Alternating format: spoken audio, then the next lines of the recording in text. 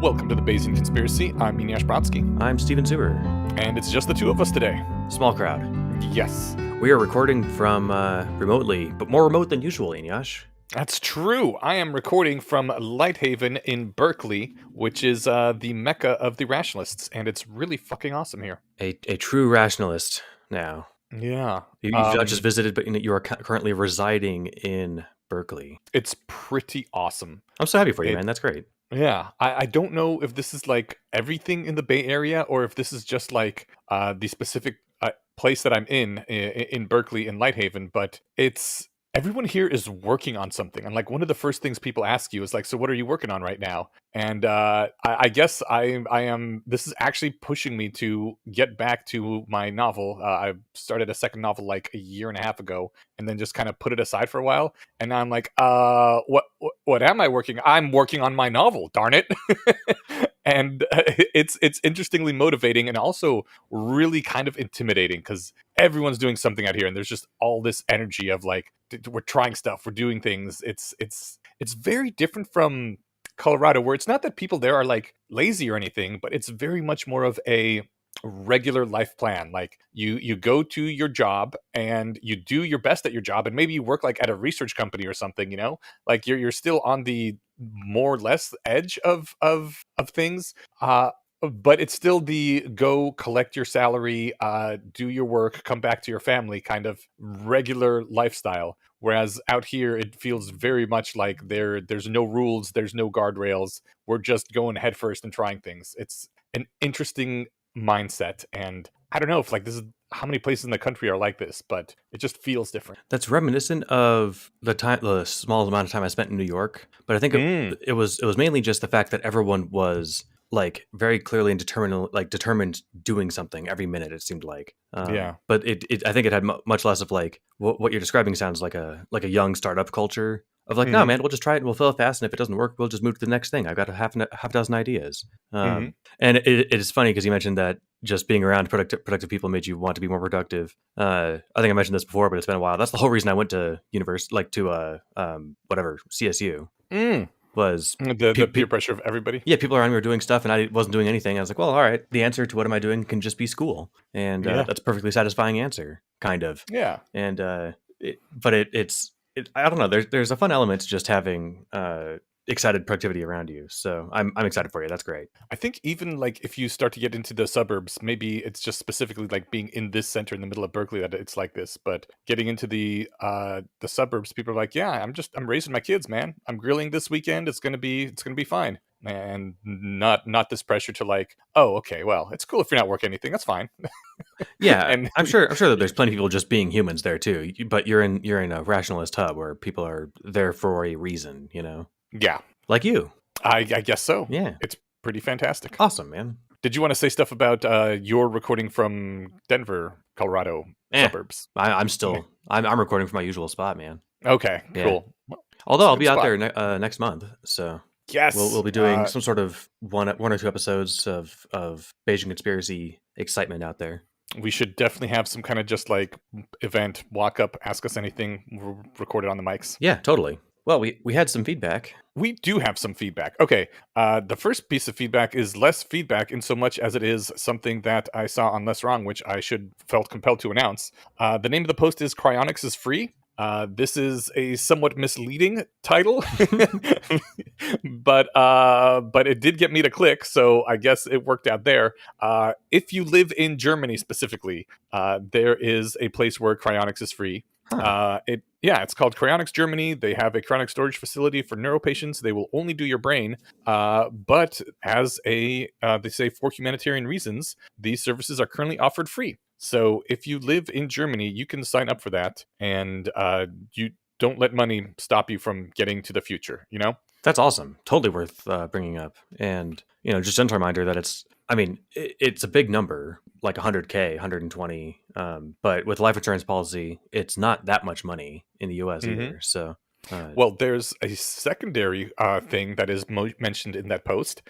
If you're on the West Coast in the USA, there's an organ brain preservation company. This only applies for people who live in Washington or Oregon or Northern California. But if you live in one of those, you can get just your brain frozen for relatively cheap. But more importantly, they do aldehyde preservation, which is when we had Rob McIntyre mm, on some number of years ago. yes.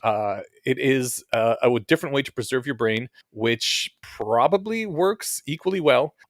They preserve your brain in aldehyde and just keep it refrigerated, not cryonically frozen. But the aldehyde is the thing that fixates your neurons and keeps them, keeps them stable, keeps them from degrading. Right. That was Uh, the whole connectome plasticity storage rather than just putting it on very careful ice, right? Exactly. Yeah. And that thing is free with a caveat.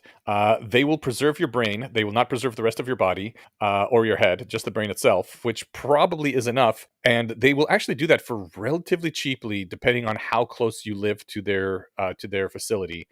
Within like 60 miles, I think it's $1,000, and it goes up as they have to go further out. But if you agree to, after preservation, let them take 2 small biopsies of your brain for research, I knew there was all going to that is be a free. catch.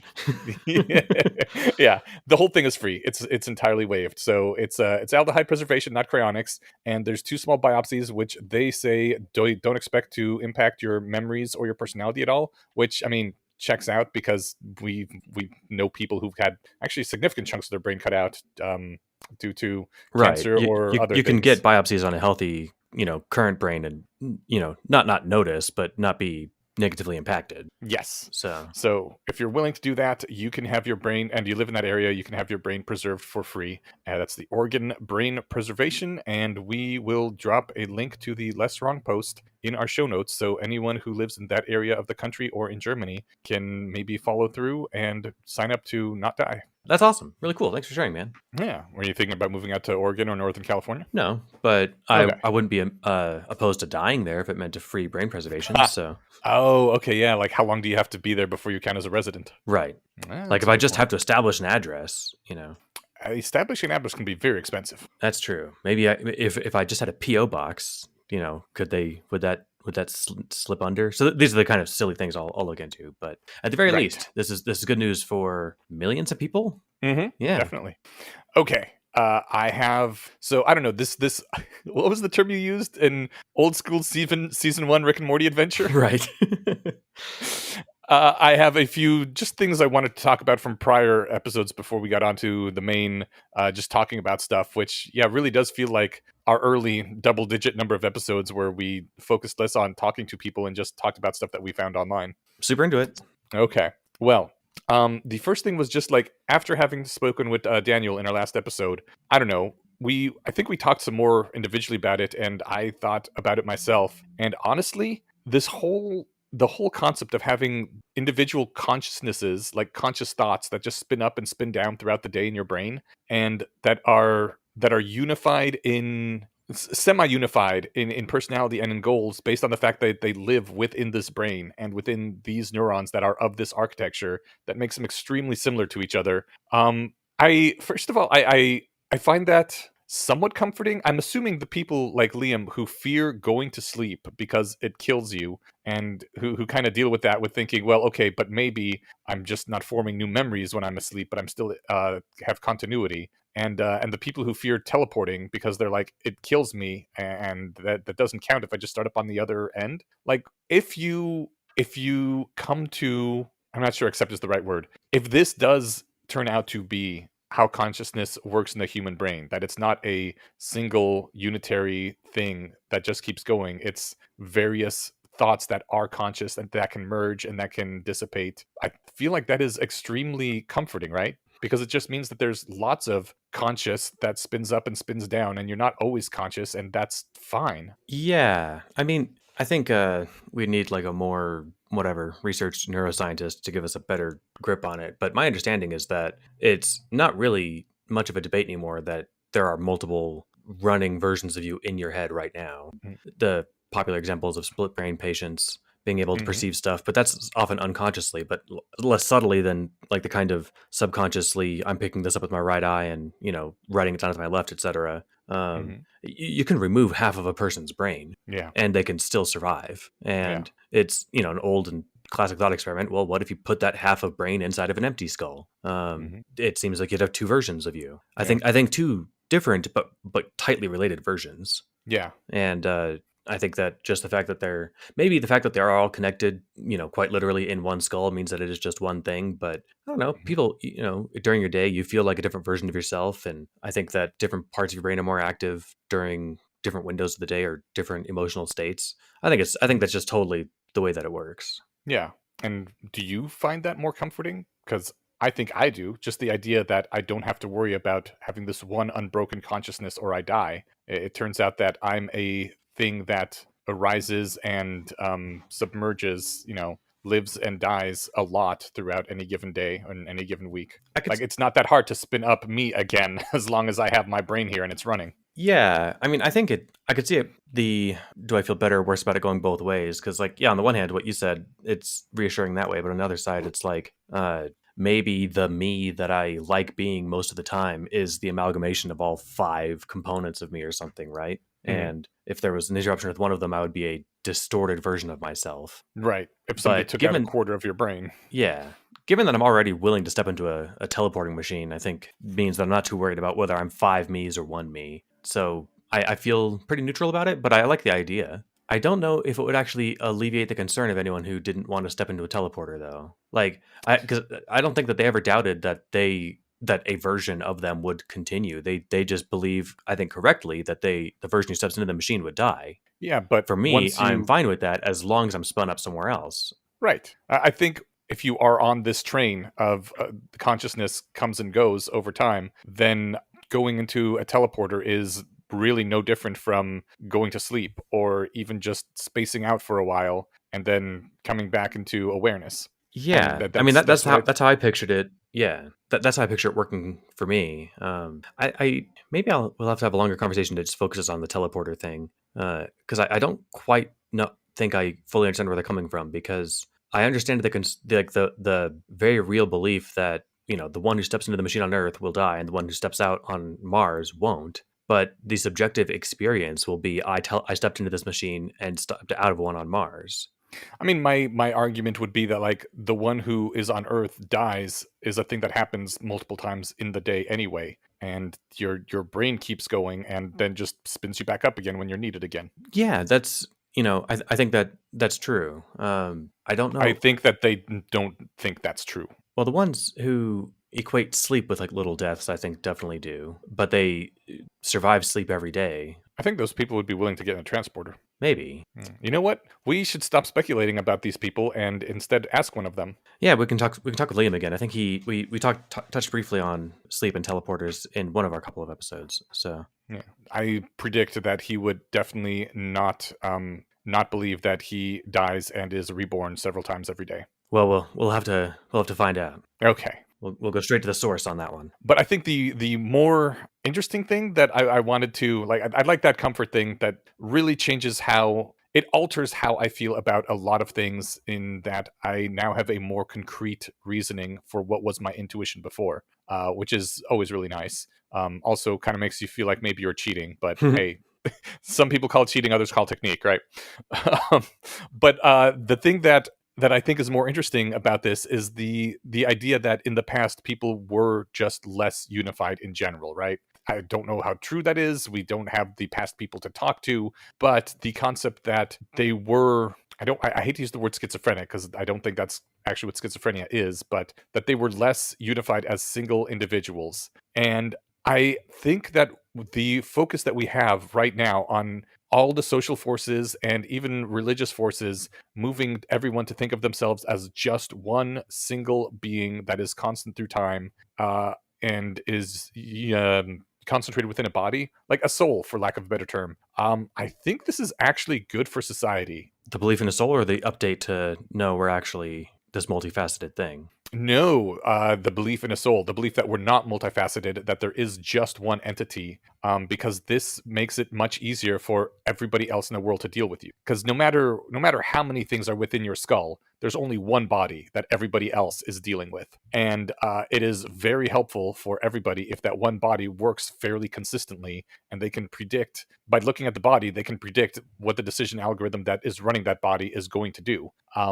And so the more people try to identify as just one single thing, one entity that is consistent throughout time, the better for everyone, because that means we can coordinate more. And I think that a lot of, maybe, I'm not sure about polytheistic religions, but definitely the monotheistic religions seem to really hammer on this, like, you are one soul and maybe you can be possessed by devils or demons or something, but one of the services our religion offers is to expel those from you, so you can go back to just being a single individual. And I think we also kind of have this as the goal of psychology, at least until fairly recently, is getting out all these weird self-contradictory, like, I want this but I also want that, and these two parts of me are at war. It's like, okay, let's resolve that. What do you really want? Like, let's think this through. And the whole concept of making the consciousness a single unitary thing within any one person, I think, has been adaptive for society.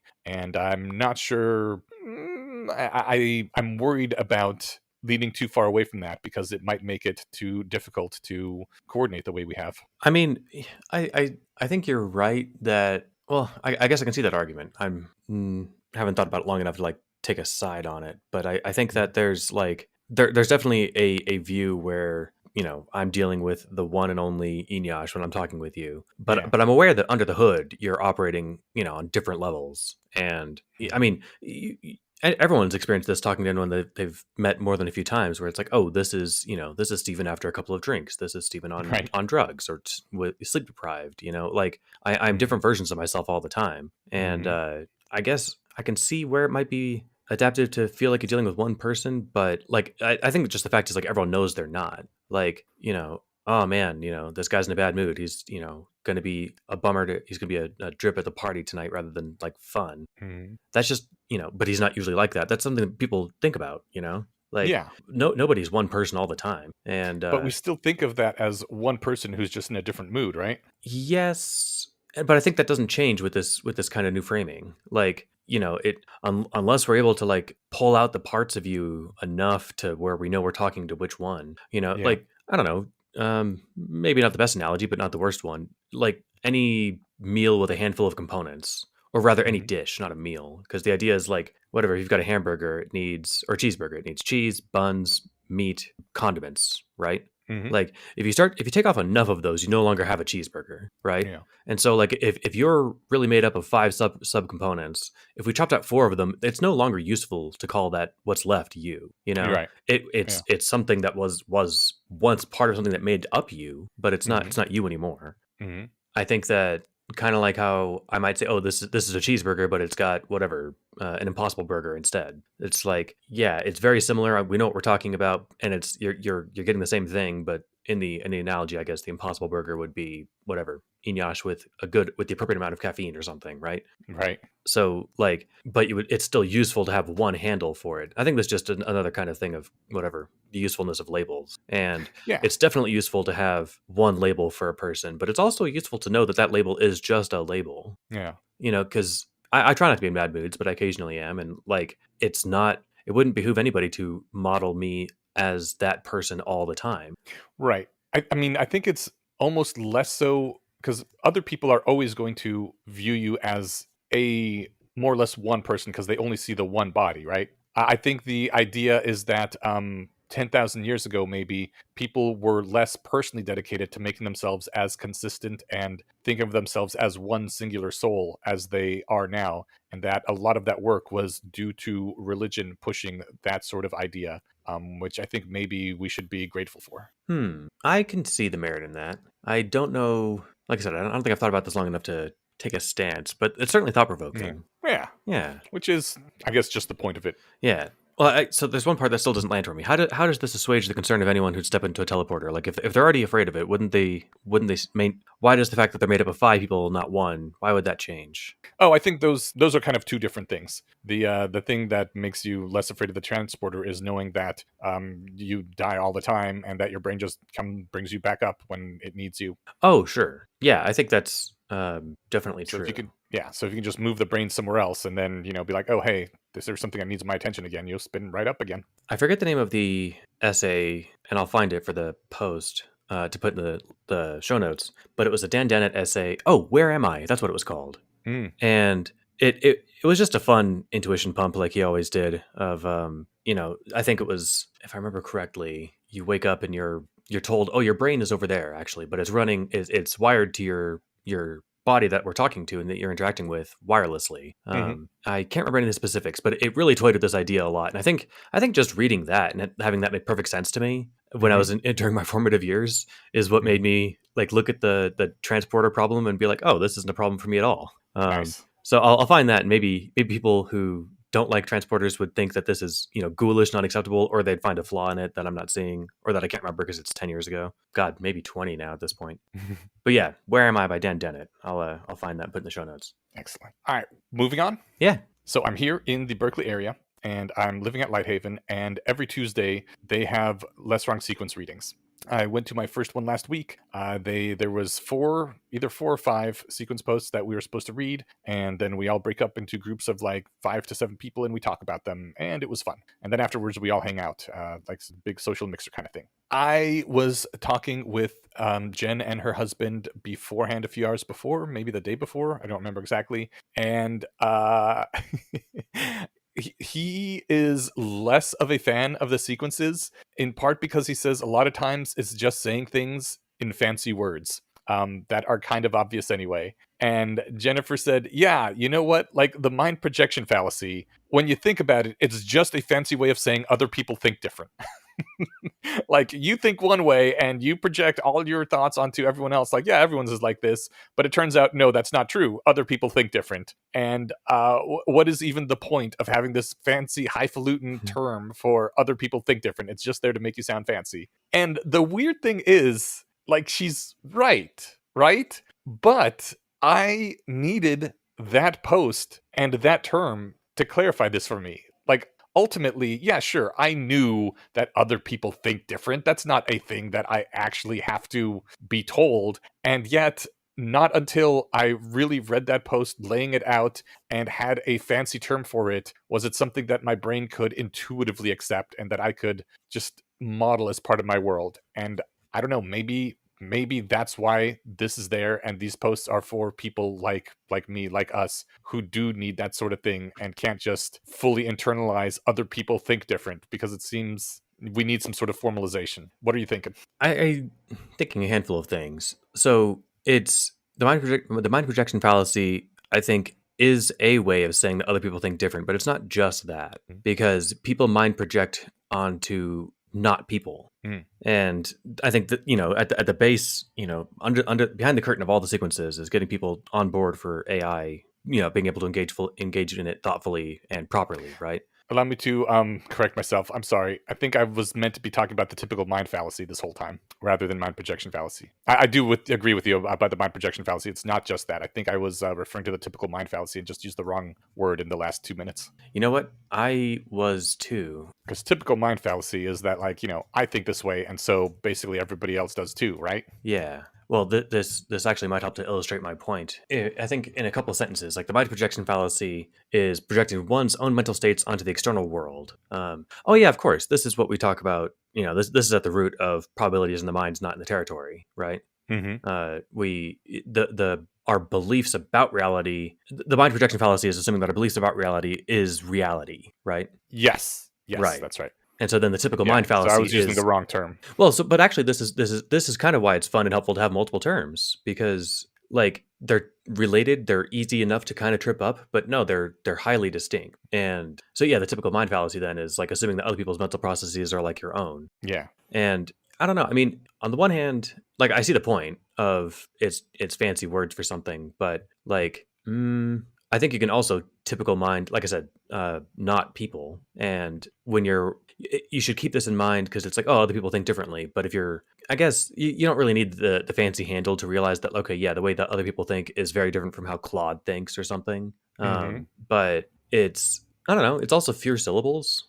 Typical mind fallacy is a lot less than saying different people think differently than I do. Yeah, but if you were talking to the general public, you wouldn't normally say typical mind fallacy because, first of all, you sound like a nerd, and second of all, they probably don't know what you're talking about. No, but that's every culture has its subdomain of language, and Yeah, so but that you way could talk they can to. quickly communicate, whatever a complicated concept in a few syllables. I mean, the word gene is one syllable, and if you don't know what a gene is, then it's going to take me several syllables to get that across to you. But if we're already both on board with understanding what that is, we can save a lot of time, right? But you could talk to anyone in any culture and say different people think different, and they would get it immediately. You don't need typical mind fallacy. I think maybe like different people think different is so uninteresting and that you could say that to anyone and it wouldn't change anything about them because they think I already know that, right? Whereas once you say typical mind fallacy, that makes you stop and think for just a second about what's actually meant by the words.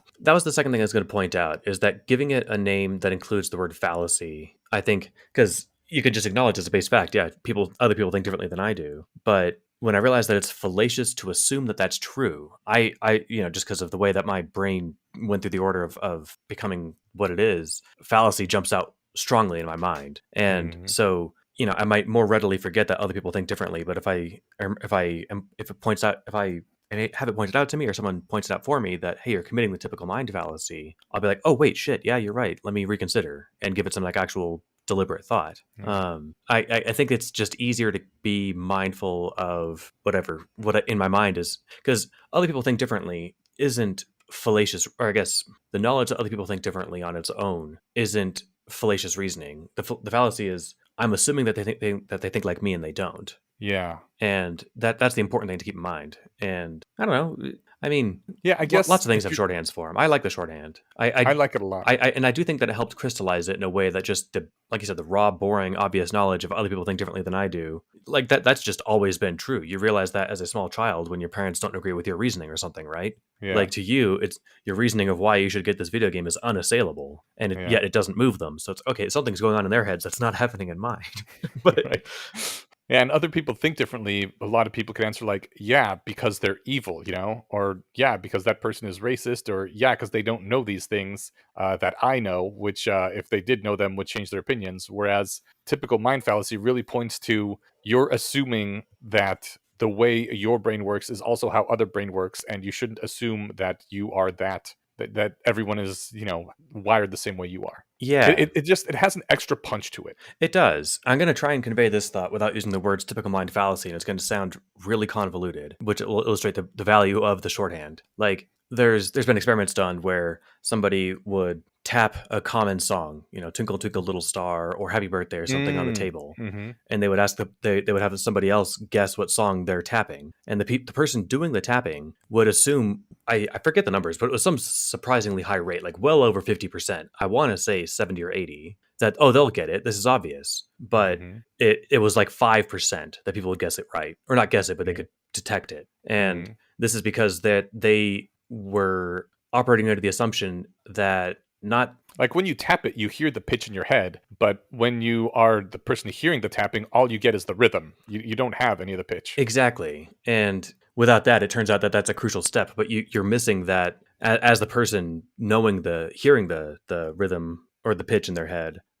You kind of just assume that the other person will intuit it. Yeah. That's part of the typical mind fallacy. I was trying to do this without using that, but this is also just part of inferential distance. And Yeah. like, there's this piece of knowledge known to me, not to you, and because it's known to me, it seems obvious that you should get it. But then I realize I'm committing the typical mind fallacy by assuming that. But I mean, so if I try to rephrase that by saying, I assumed that people were thinking like I do, but they weren't because they lacked information that I had. It's just a longer sentence. It's harder to just anchor that as a concept on my checklist of am I doing this when I'm talking about something? You know what I mean? Yeah. So follow-up But question then. maybe I'm just sucking, the whatever Kool-Aid of the sequences because I'm a big fan. So I'm trying to be mindful of that too. Well, so that's my follow-up question is what do you say to people who like would read something like that, the typical Mayan fallacy post. I don't even remember what it was called, or maybe it was just called that, and say this is obvious.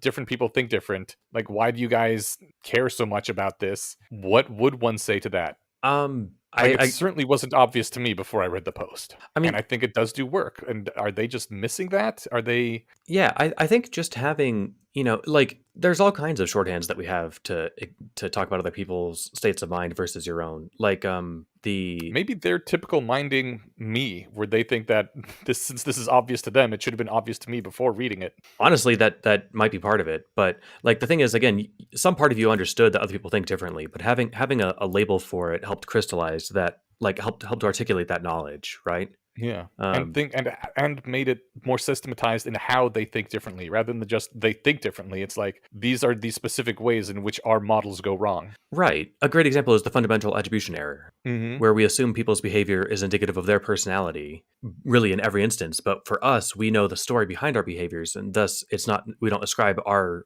lapses into poor behavior to our deep personality, right? That is such a weird fallacy, by the way. Like, I don't know how much I should believe that how many people actually fall prey to this fallacy. Like, is this just something that one or two researchers think? Because I've never really thought that, and I assumed that most people didn't either. I think the super majority of people fall prey to this, like Why do you think that? because inside our own heads we have the entire picture, Sure, and but I'm also it's hard to look at people, the random stranger in another car, as a fully sapient person with a rich inner life just as complex as yours.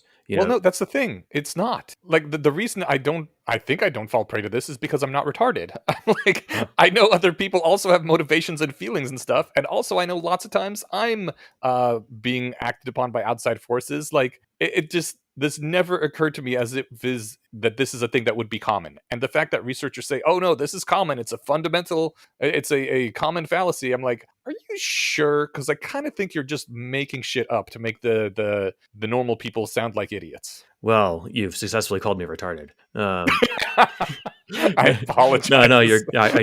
I understand that you're being funny. No, I mean, like it's not like I didn't know that people had lives like mine, but Mm. having an articulation for, why is it that I assume this person is just a grumpy person or something. And it's like, granted, if I only ever see them express themselves angrily, that starts to just become more evidence for them just being that way. Mm-hmm. But it's not like I mean, like again, the general example of whatever, somebody flipping you off on the road or something, like, oh, that person must be an angry person who beats his wife and kicks his dog and hates his kids, and it's like, we don't know that, man. Maybe Right. maybe you cut them off earlier without realizing it and almost killed them, and they've got a newborn in the back seat. Like so, like if those thoughts occur to you automatically, I imagine you're almost never angry at people, and that's awesome. I seldom get angry at people. I think I come about it from a different way, though, that is more or less charitable. I think I just don't assign a lot of agency to other people, but that's because I'm not thinking of them as people who, Mm-hmm. while brushing their teeth, are thinking about the meaning of the universe. Like Mm-hmm. it's because to me, they're, I don't know, just especially like I keep using the example of traffic because that's like the best example of where people are acting at their worst, and Yeah. because cars don't look like people, and Okay. uh, you know, Louis C.K. had a great joke that if someone, got near you on an elevator, you would never look at them and be like, "I hope you fucking die, you fucking idiot. Are you fucking kidding me?" Whereas if someone moves their car near you on the highway, granted, there's important discrepancies between the two Uh-huh. situations, Yeah. but like how quick one is to rage on the road is, I think, indicative there. And just in defense of me not being fully retarded. Mm-hmm. There's a whole word dedicated to the contemplation that other people are as sapient as you are, and I think the word is sonder. Hmm.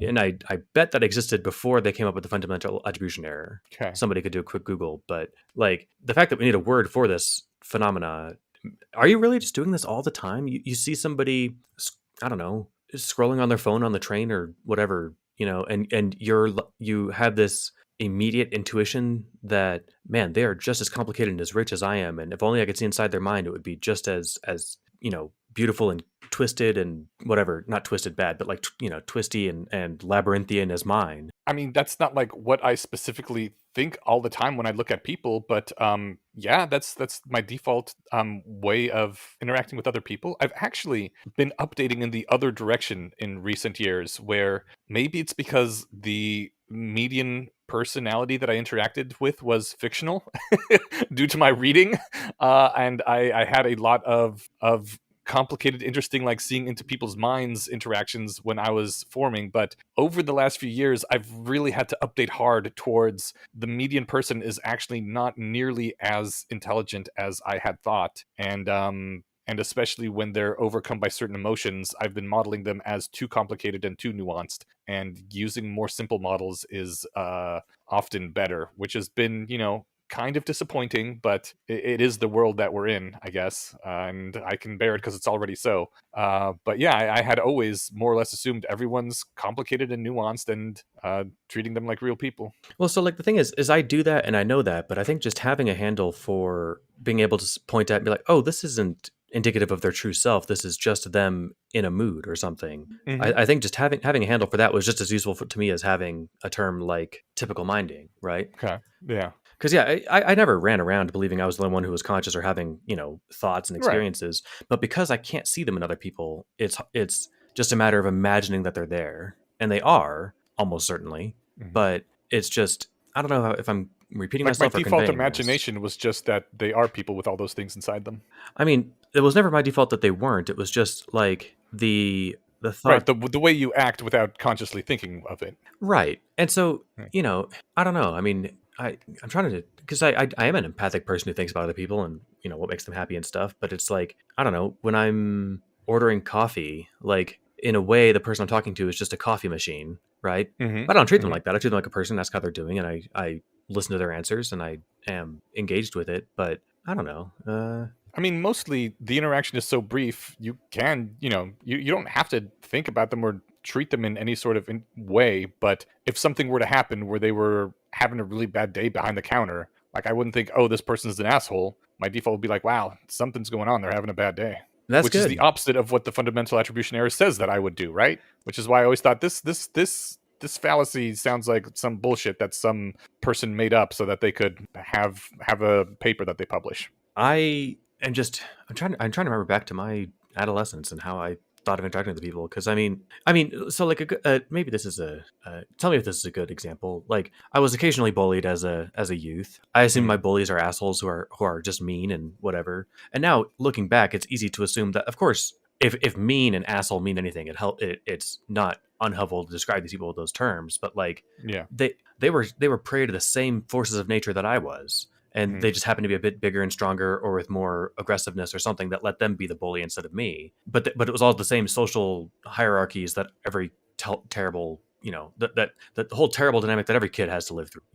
mm, So they were just suffering through the same thing that I was, and they were handling it their own way. But like as a kid, I definitely wasn't more sympathetic to them thinking thoughts like that. I was thinking these guys are jerks, yeah. and that was it because that was the behavior that I saw. I didn't see them whatever go home and pick up their dog and give them whatever a treat and just be sweet loving people in the rest of their lives, right? All I saw Hmm. was the sample I had, and I assumed that that's who they were as people. Hmm. I think that's definitely how I was as a kid. And then I learned about the mind projection fallacy, or excuse me, the fundamental attribution error. And I'm assuming I learned that after I kind of stopped being that automatic in my associations with people and ascribing personality traits to them. Hmm. But it happened right around whatever full sapience. So it's hard to say if the handle of knowledge there helped at all. Yeah. I don't know. When I was a kid, I one of my favorite books was "There's a Boy in the Girl's Bathroom," which is very much the story of one of those bullies, and you see his troubled home life and like the shit he goes through.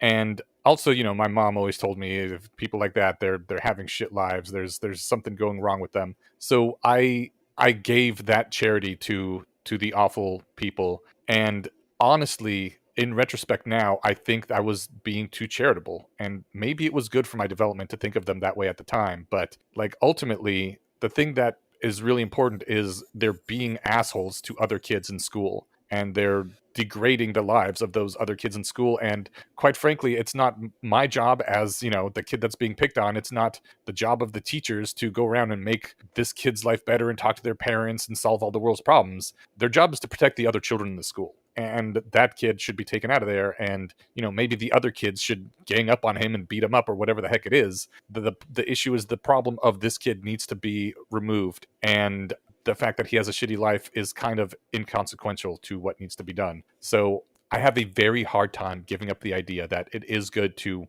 know these things about people and to have compassion for them. On the other hand, what ultimately matters is that the problem be solved and not that you feel compassion for them. And, even more to the point, lots of times sometimes that just isn't even the case. They're just shit people. And when you're imagining that, oh, they have all these tragic lives, and you read these really good novels written for fourth graders, that's not how most bullies are, and you shouldn't feel all this compassion for them because fuck those guys. I think you're probably on the right track there. Like, I think for me, it's a thought of like, and maybe it just helped that you read more stuff as a kid. Like, I don't know. I mean, because on the one hand, too, you can look at it and be like, well, I'm also going through shit. For example, being bullied right now, and I'm not being an asshole to people. Mm-hmm. So then it's like, well, why do they get a pass just because they're having a bad time? Like, Yeah.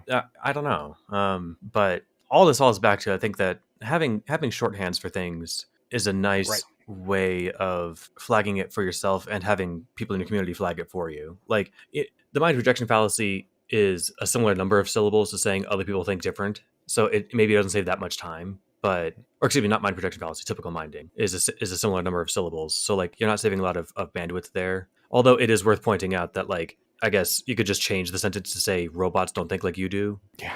But I think it's all too easy. I think it's just easier to say your typical minding if you're assuming that whatever Claude is doing this for the reasons that you would do it. You know, Mm-hmm. its reasons are different and not known to you. But like I said, maybe I'm just attached to the term. But I'm sure there are some things we've probably talked about them as we've gone through these. I just don't remember every conversation we've had on all the posts. But some of them, it's like, oh yeah, this one, is kind of pointing out. I think something everyone already knows. And others are like, man, this blew my mind. It really helps having a term like mind projection fallacy. Like I said, as when we're not confusing it with typical minding, that is super valuable. Mm-hmm. I mean, typical mining is also super valuable. I At least agree. it was for me. Yeah, but like I think it's just easier to keep in mind when it's a short handle than when you have to keep in mind like a whole sentence, right? Mhm. And that's just going to be true for every conversation you have in every subdomain of knowledge. Like I used the word gene earlier. Like it saves a lot of bandwidth than me saying the little self-replicating molecules inside all the cells in your body, Right. or rather, a subset of those self-replicating molecules are genes. I could Yeah. say that every time I use the word gene, but man, it saves a lot of keystrokes if I can just write out the 4 letters instead. Yeah. So I think it's just an example of having useful shorthands. But as far as it pretending to be profound because it's just pointing out something everyone already knows, I think as we observed with the fundamental attribution error, it's different for different people. So some of Mm-hmm. these are very obvious to people, and some of them aren't. Mm-hmm. And so as the author, you can't typical mind and assume everyone's going to think everything is as obvious to you as it is to them, right? All right. You really do have to start at the beginning and make sure you build up all the inferential steps so that there's not this chasm of inferential distance between you guys. Couldn't have said it Which better are myself. words which are words that only make sense if you've read some of the sequences. Yeah, and I mean, I think that's fair. That's what allows any subdomain to progress faster. I mean, it's not the only thing, but a huge component of it is that we get to save all this time of explaining everything every time we talk about something. Yeah. So we Like just I, we I just get the one word or the handful of words to talk about a subject. it's definitely so much easier to make that analogy to, a mountain of inferential differences that leads to a chasm of inferential distance. If you've read the post, like, sure, you could just be like, okay, well, different people have access to different knowledge, which leads to different worldviews and etc. But I do think there's a lot of value to having those sequences that everybody has read, and so we just know this and can say it in those words, rather than, if someone says like, well, but that's just obvious. Everyone knows that different people know different things in different world models. I'm like, okay, but is it that obvious? Like, how often can you talk about inferential distance with the normal people and they know immediately what you're saying when you drop those words? Yeah, it's not clear. Yeah.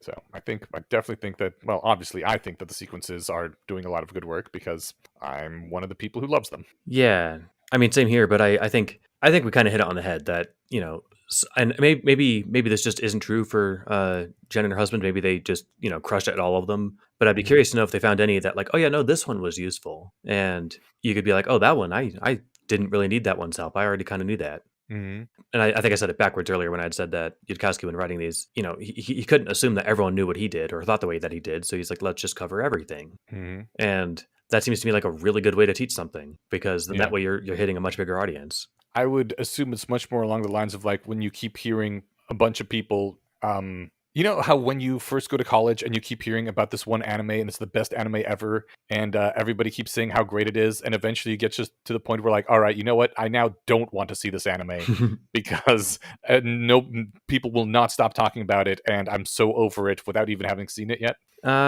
Yes. Okay, I think that may be very similar to like when people keep running into people who are like, "Oh, have you read this about the sequences? It was so enlightening." And eventually they're like, "You know what? I don't believe it's all that enlightening actually, and it certainly isn't the second coming of Christ." So I am just going to start having. I'm somewhat repelled by this vibes to it. I can dig it, and that's I think a fine circumstance.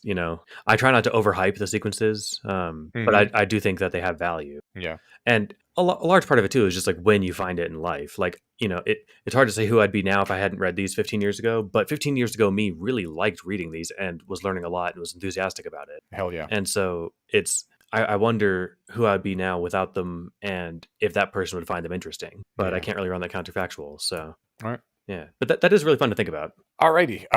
Should we move forward? Yeah, why not? We do have a couple linkable topics to run through here really quick. Yeah, and these are what do you call the codexes? I'm not sure what to call Scott Alexander's writings because there's no pithy title like the sequences to refer to his stuff. Yeah, he didn't market them as well, which is a drag. There's an Astral Codex 10 post. Doesn't have the same zing to it as a sequence post.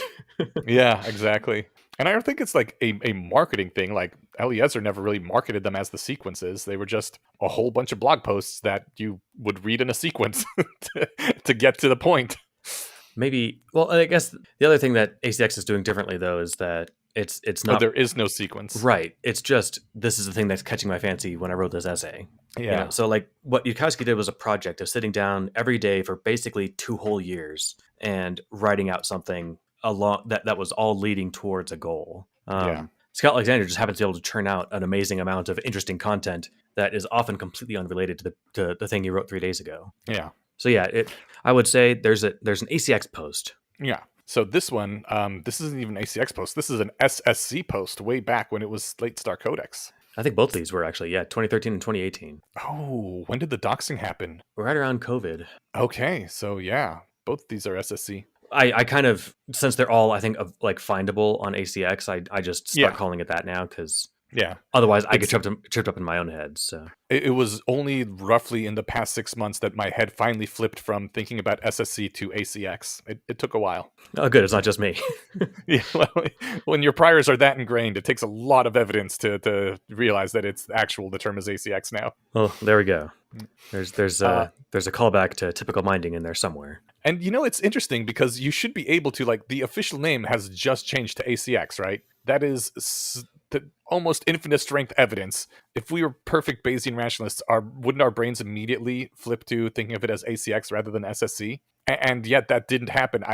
My brain kept thinking of it as SSC for literally years, and it had to be hit over the head with ACX many, many, many times before it finally reluctantly updated all the way over to ACX is the proper term for this. Yeah, I mean, I think because we knew what we were pointing at, the handle didn't really matter as much. Like if I slipped up and called it, a Slate Star Codex, you'd know exactly what I mean. Yeah. Even if I was referring to a post that came out this week. But if I tried to send you the URL for it, then I'd have to be like, oh wait, not Slate Star Codex. But yeah, no, it's one of those just funny things. You're still used to calling something something. Maybe that's part of why like initiating a name change is really hard if you want to change your given name, right? Mm-hmm. It's like, oh man, I've been calling you this for 20 years. Okay, it's gonna take work, but I can do this, and I'm gonna slip up. Just give me some time. I kind of think I prefer chosen names to given names. As long as people just like choose one once and stick with it, they're often far more memorable. Like Mike or Luke or Scott can just there's a bunch of Scotts in my head and they're all jostling for brain space. But if someone is named like Pi or or Vex, that sticks out. I'm like, okay, you're the only person I know with that name. I run into surprisingly few Stevens, even though it's not that uncommon of a name. Yeah, which is helpful for me personally. But you're the only Eneasz I've ever met, so you've got that going for you. Right. That said, when I worked at my last job, we had a senior engineer named Rafał he lived in Poland, and for a while we were contracting with a company of like 3 people that was assisting us on a project, and one of them was also named Rafał because they were working out of Poland. Ah, nice. And so out of the 4 Polish people in the company, 2 of them were named Rafał. That's awesome.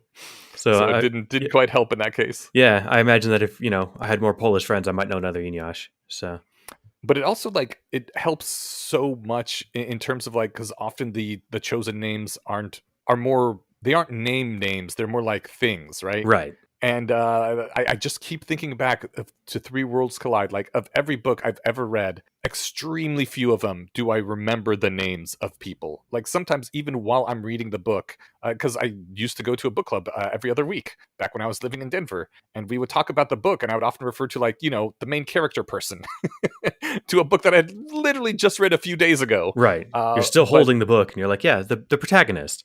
Right, exactly. But the like three worlds collide. Like pilot is pilot, the confessor's the confessor, the engineer is the engineer, and just the fact that their names were titles rather than actual names made it so much easier to remember them. And that is why when you have names like Vex or Pi or whatever, those point to objects rather than a string of syllables, and that also makes them easier to remember, in my opinion. All right, I agree, and this is a funny way to maybe make a similar point, but like I'm trying to think of an example. I mean, this is something that I came across or heard or thought of when I was like a teenager, when my friends were all working at fast food joints. But it's like my friend managed McDonald's when we were like, I don't know, 19 or 20 or something, or he's an assistant manager or something. Mhm. And then he started working at a different branch or different location doing the same thing. I didn't bother switching my mental image of where he worked, Mm. right? Mhm. Because it's the it's McDonald's.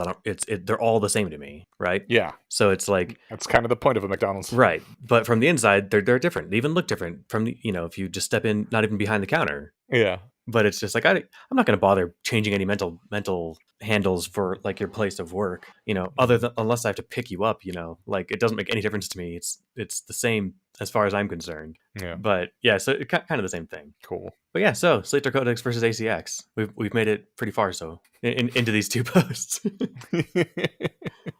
Okay, so the first one I pulled out is the virtue of silence, which is the thing that I think about all the damn time. And I don't know if have we ever actually talked about it on the show? I don't think so. Okay. It's did you I don't remember. Did you read the article? No, you skimmed it, right? I skimmed it, but we've got it covered anyway if we're going to talk about it. So, Okay. I mean, the one sentence takeaway is that like silence, not voicing an opinion or not voicing every aspect of your take on something is a virtue, and it's one that doesn't get enough praise. Yeah. And I mean, part of the reason is because you never hear about it when people exercise this virtue. Right. The example given was a example of when this virtue was not exercised, where a doctor is hearing about stress-related complaints that one of their patients is having from sending an innocent man to prison, and now the doctor's like, okay, do I report this to the police? Because the doctor's confidentiality ethics say, no, you do not. This is a thing you keep to yourself, because if it's known that doctors will report their patients to the police, then the patients will stop telling doctors about their problems, and things in general get worse. Nothing actually, no innocent people go free because the person just won't tell the doctor about it. But now the person also has all these stress-related problems that make their life worse, and maybe they beat their kids more or whatever. I'm assuming people who have sent innocent people to jail, are bad and beat their kids, and so they would do it more if they're stressed more. That sounds like fundamental attribution error to me. You know what? Maybe you shouldn't send an innocent person to jail. I mean, if they're experiencing distress over it, maybe it was a mistake, and there's like it's really hard to turn to get the cogs of justice to turn around and get them another trial or something, right? Yeah. Or like you were pretty sure but not super sure. Yeah. But you're just doing your job. But the thing that Scott Alexander says is, yeah, okay, so now you have this dilemma. Do I report this to the police and help an innocent person go free, or do I keep silent about it and one person stays in jail, but the overall effects on society are better, because as soon as it gets out that I could go to the police about this, then nobody does this and things get worse. Scott Alexander says, yeah, this is an ethical dilemma and everything, sure, but you're talking about this ethical dilemma in the freaking pages of the New York Times. So now everyone knows that doctors will regularly think, should I maybe turn in my patient if they tell them the reasons that they're stressed? Like, if this was actually an ethical dilemma, you should have just stayed silent, because by talking about it so publicly, now people know, oh, my doctor, at the very least, will think about maybe they should turn me in. And so you've lost the entire advantage of staying silent about these things anyway. And he says, yeah, if the virtue here actually, if the important thing is keeping confidentiality and keeping silence, you can't talk about that. You have to actually just stay silent. And no one will ever know that you did the virtuous thing, but that's sometimes the price that you pay. You don't need to necessarily be praised for every virtue. And I guess that is what he was saying about that's kind of what he's trying to say here, is praising the virtue of silence a bit and telling everyone, hey, remember to practice this virtue and you aren't going to get praised for it, which kind of sucks, but dude, it's important. Yeah. What's funny too is this is just an example of like more sequence posts that we can give names to, like availability heuristic and stuff. Like this is a New York Times article talking about one doctor, so it's like, so if people take that and generalize to every doctor that they ever talk to, they are making a judgment error there. All we know is that this one doctor wrestled with this problem. I just wanted to call back to more sequence stuff, but as far as like the silence of it, and that's the one thing I liked about the post, that he says that silence is a hard virtue. All other virtues have the advantage that when you practice them, people praise you, and if you stay silent, there's no praise and no attacks. By definition, no one even knows you made a courageous moral choice. And I thought that was awesome because I haven't thought about this long enough to think of other like invisible virtues or something. Some of them might be like the quiet things you do in your mind of thinking nice thoughts about people instead of mean thoughts or something, right? Which is also an invisible virtue, but you don't get a high five every time you don't say something, right? Yeah. Whereas you get one metaphorically every time you donate money or something, right? Yeah. Do you remember, I think this was 10 or 15 years ago, when there was a lot of people making fun of movies about man pain? Yes. I'm trying to think of I remember a couple of specific examples of like videos I saw discussing this. Do you remember any movies in particular, or just the general phenomena? The general phenomenon, maybe the Logan movie might be a good example of that. Someone shat on that movie for being a man pain thing? I think so. Okay, well, that person's an idiot. That's not a good example. That movie's a fucking masterpiece. It doesn't matter. There's a lot of movies that are masterpieces that focus on that particular pain and could rightly be called man pain based on how they define it. I mean, sure. I maybe I'm just salty about. Have you seen Logan? Yeah, it's a great movie. Okay, good. Yeah, because that one. I mean, there are other ones. A great movie is no defense. Like, people will call it, this is a man pain movie for any movie that has that sort of theme, regardless of whether it's good or not. I think there are easier, like more legitimate targets for that kind of criticism, though. Okay, so but I don't want to get bogged down. But I did just watch a movie called what was it, like Bad Babes, or maybe it's just called Babes. This is important. It's relevant. Okay. It was a movie that was awesomely done about whatever, not genetic, but sisterhood and women supporting women in a, like, all of this sounds cringe as fuck. But the point is like the movie did all of that excellently, but it wasn't like in your face about it. It was the entire point of the movie. But it was a good movie. But it was actually a good movie. There are movies that do that are complete shit, that are just high-fiving themselves the whole time for being a movie that is about this thing, right? So like those are the kinds of things that I think would make better targets for pointing out. Oh, that's just whatever. If someone's going to call Logan man pain, then I have then anyone who makes that argument of anything has lost all credibility to me. So I'm going to just toss that out and run with the next thing you're going to say. So yeah. Well, the reason I bring that up is because I was not sure why I was so turned off by that particular criticism, because you do see those sorts of movies. You used to see them a lot more often, and some of them are really good and some of them are really bad, but like, it is specifically a focus on that sort of pain that is far more often portrayed as men, feeling it. And I think in retrospect, those movies are basically movies praising the virtue of silence. It's the sort of thing where like someone does something that they have to do, but you don't really get a lot of credit for it. It's just like, yep, life sucks, and you're gonna keep suffering through it anyway because you have to, in order to be a decent person and to have things continue on in a way that's good for people overall, right? Like, the point of those man pain movies was literally as a shout out to people practicing the virtue of silence. We see you, we know it's hard, we know you can't talk about it. Here's a thing where you can feel seen for a bit, and we can all say, yeah, this sucks, but it's a good thing that you're doing it, thanks. And I I didn't have the words for it at the time, and I didn't know how to say why I didn't like this particular criticism of, oh, it's a man pain movie, haha, so dumb. And I think now I do, that it is one of the rare virtues that cannot be praised publicly in any real way because you can't talk about it. So the only real way to do it is through these fictional accounts, which just portray the virtue of silence being done and show it as admirable. And it's bad that they got shat on for so long, and I hope that we get some more in the near future. I wonder if this was just a large but small contingent of people on Twitter that are making these cases.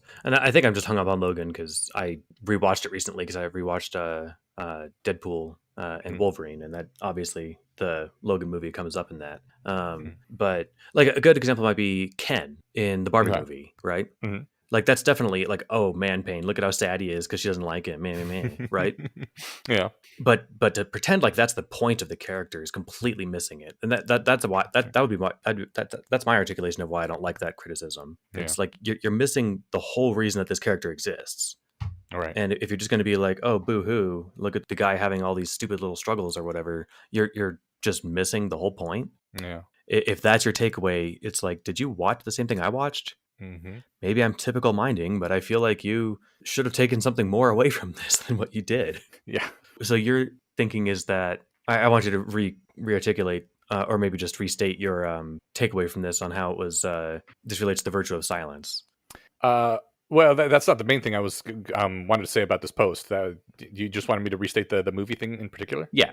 Oh, okay. That a lot of the movies that were denigrated as being about man pain were ways to make fun of movies that were portraying people practicing the virtue of silence and saying this is a good thing. And the people making those movies were practicing the virtue of silence by making a story about something, but not like whatever, writing a blog post about it instead. Well, it was a fictional story. It was just portraying someone who was exercising the virtue of silence and saying, we see you and we appreciate this kind of thing. Like, yeah, this sucks. Okay. Which is the only way that you can praise someone for exercising the virtue of silence, because if they're actually exercising it, you never hear about the thing that they are silent about. That makes sense. But you said you wanted to say more on the this post. Yeah, well, one of the things that he brings up in the latter half of the post is specifically he brings up Elevator Gate, where the whole thing is kind of dumb, and he says the best thing you can do about the situation is just not talk about it, because the more you talk about it, the more it turns into a wild roaring fire of clusterfuckery. And if you do just stay silent about it, nobody knows, right? Nobody knows that the thing is happening, or your thoughts on it? Nobody knows that you're being silent, that you're being virtuous by not talking about it. Oh, sure. I'm not sure how much I agree on that particular point, because while I do think the best thing to do is not amplify rage bait, and I try not to, and I've even managed to get my Twitter algo down so that it very rarely shows me that kind of rage bait stuff. My particular silence on something that's all over everywhere, does it matter that much that I'm being silent? Maybe it matters to the people around me who see my posts, interact with me. I'm helping not pollute their environment as long as I stay silent on that and don't amplify it. I think so. I think that's I mean, there are some people that you haven't seen them in a month or two, and then you're with them for 90 seconds and they're like, oh, did you hear about this, terrible bad thing going on? Oh God. And like, I don't know, it, on the one hand, I don't want to shit on them for having interests and wanting to talk about them, but like, I don't know, it was like Elevator Gate is a great example because this was written in 2013. I think that happened in like 2011, maybe 2010. Okay. I think it happened either at the first amazing meeting I went to or the one right before it. Oh, damn. But, and we won't relitigate the whole thing. It's at this point over 10 years ago, but it was like, it was, it kind of kicked off the like, whatever, perception of safety and how one should be mindful of the circumstances of the people that they're talking to. And that's a very, very high level view that nicely avoids any of the annoying nitty gritty. As Scott says in the post here, nearly everyone who talked about Elevator Gate mentioned that it was so outrageous that the blogosphere was making such a big deal about it. And I fell prey to this. I can't remember if I was on Twitter at the time, but I remember like this caused PG Meyer. What was it? Oh, PZ Myers? PZ Myers, that's right. It caused him to say, I'm not a skeptic anymore. Fuck you guys. Oh my God. Yeah. That was over this, or rather, Wow. it was catalyzed by this. Okay, yeah. That said, I think that the skeptics were whatever. At least the next meeting I went to, they had a whole paragraph in the pamphlet they handed you when you first walked in about whatever, how to be nice and cordial to people and stuff like that, and don't make people feel uncomfortable. So like they clearly learned from it and grew from it. I think what pissed off PC Myers was that people weren't on his side hard enough, and he Okay. was like, "I'm so obviously right that you guys are just being a bunch of idiots or assholes or whatever." Huh. And in retrospect, that does sound like him. That's his personality type. That's kind of his vibe. Yeah. But to think that he was just willing to give the finger to everybody, who presumably was 90% of his readership. Yeah. But, I don't know what ever became of him. I think, well, once he fell off the skeptic radar, I never heard from him again. So the very last thing I think I ever saw him in was a conversation with you and him and Eliezer and one other guy talking about immortality. Yeah. And I think that was, God, that was so long ago. yeah, and I think that was the last time I ever saw him on something. I'm sure he's still out there doing stuff, but it just never came across my radar. Yeah. All this comes back to bear on the virtue of silence because, yeah, I mean, I might have had a blog at that time. I can't remember when any of this went down or what my autobiography was like, but yeah, often it's just nice not to weigh in. And I'll do this, once in a while at work. If someone brings up something political and they say it, what I perceive to be incorrectly, I'll just like, I'm obviously going to let that slide. I'm not going to call them out here at the workplace. Mm-hmm. But no one knows that in my head I thought about doing the right what I perceived to be the right thing, and decided instead to take the high road and or rather, they can't both be the right thing. So I saw an opportunity to make a good decision, and instead made another good decision, which was to not engage. Right? Yeah. I think that's kind of what he's saying here. That like someone somewhere wanted to write about Elevator Gate, thought about it, and decided not to, and he deserves the sincere thanks of a grateful internet. And Right. I think he's trying to encourage everybody to be that person and not write about these sort of crazy, just rage bait. It's hard though because I guess. It's hard to resist bait. That's the whole point of bait, right? Well, but it's not clear to me what constitutes bait and what constitutes like an actual thing worth discussing. Like, Yeah. you wrote a nice blog post a few years ago about, I ask you this every time, I forget her name. Maybe it's because I never read any of her books. That old sci-fi author, the woman who got Mercedes Lackey. Right. Mercedes Lackey got deplatformed for using an antiquated term to describe people of color, whatever. Yeah. She's also Yeah. antiquated herself, and Yes. couldn't have been more progressive during her several decades of life, right? And not only that, the person she was referring to was a friend of hers, and I will bet you money that she would literally say that, the term was colored person, that she would literally call him colored when they were young as they were talking to each other, right? Because that's just the term you used, just like nowadays you would say that your black friend is black. Right. But anyway, so was you talking about that? I mean, it sparked rage and annoyance in me reading it, but I also felt like it was valuable to learn, right? And it was tight to something to your life because she was deplatformed from a conference that you were going to. I didn't go to that one. Well, the kind of conferences that you went to anyway. Then yes, yeah. So, but yeah, this was somebody who was roughly in your circle, and the fact that she got kicked out, just not merely kicked out, but kicked out and spat on, was pure madness. And I mean, so I guess what I'm bringing this up for, though, is I don't think that you did anything wrong by bringing it up. Mm-hmm. Do you reconsidering this through the virtue of silence? Do you think that maybe you should have handled that differently? No, I don't think so either. But then I'm trying to articulate then what is the virtue here that we're either missing or not? Is some use discretion when engaging in rage bait type things? I think use discretion is definitely a big part of it. But I guess use discretion is one of those blanket statements that doesn't mean anything. I think there's also a difference between attacking someone and defending someone.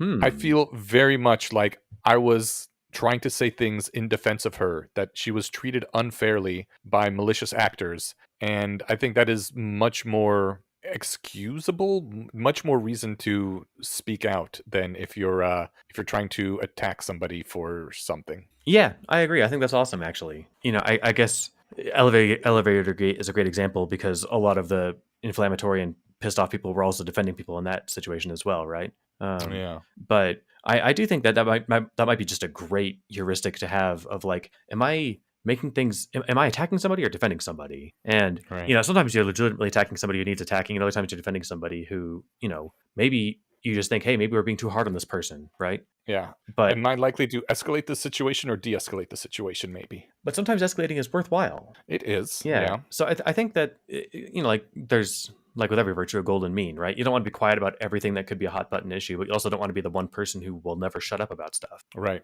And there's a lot of value in standing up to defend your culture when it is being invaded by people. Yeah. Let's find a way to segue back. Hey, Steven, you want to talk about the next thing? Yeah, let's do that. Okay. So you linked another post in here, and this one I had actually read before. Sort by controversial. Yes. This is the actually, it's a fiction story which coined the term scissor statement, which is Scott is so fucking awesome. Like, he just writes a brief humorous fiction piece, and scissors isn't anywhere even in the title. It's just something that's mentioned in the book or in the story, and now it is a statement. It is a term that exists out in the world that people use all the time. Like, this is fucking the amount of admiration I have for this guy's writing that has no limit. He's pretty badass. Yeah, and badass. How many things has he done like this? I mean, like, he didn't invent Bailey, but yeah, no, he did. Well, he did. No, Moloch, I think the term had existed, but well, okay, Moloch was a god before, but it wasn't until he wrote Meditations on Moloch that it came to mean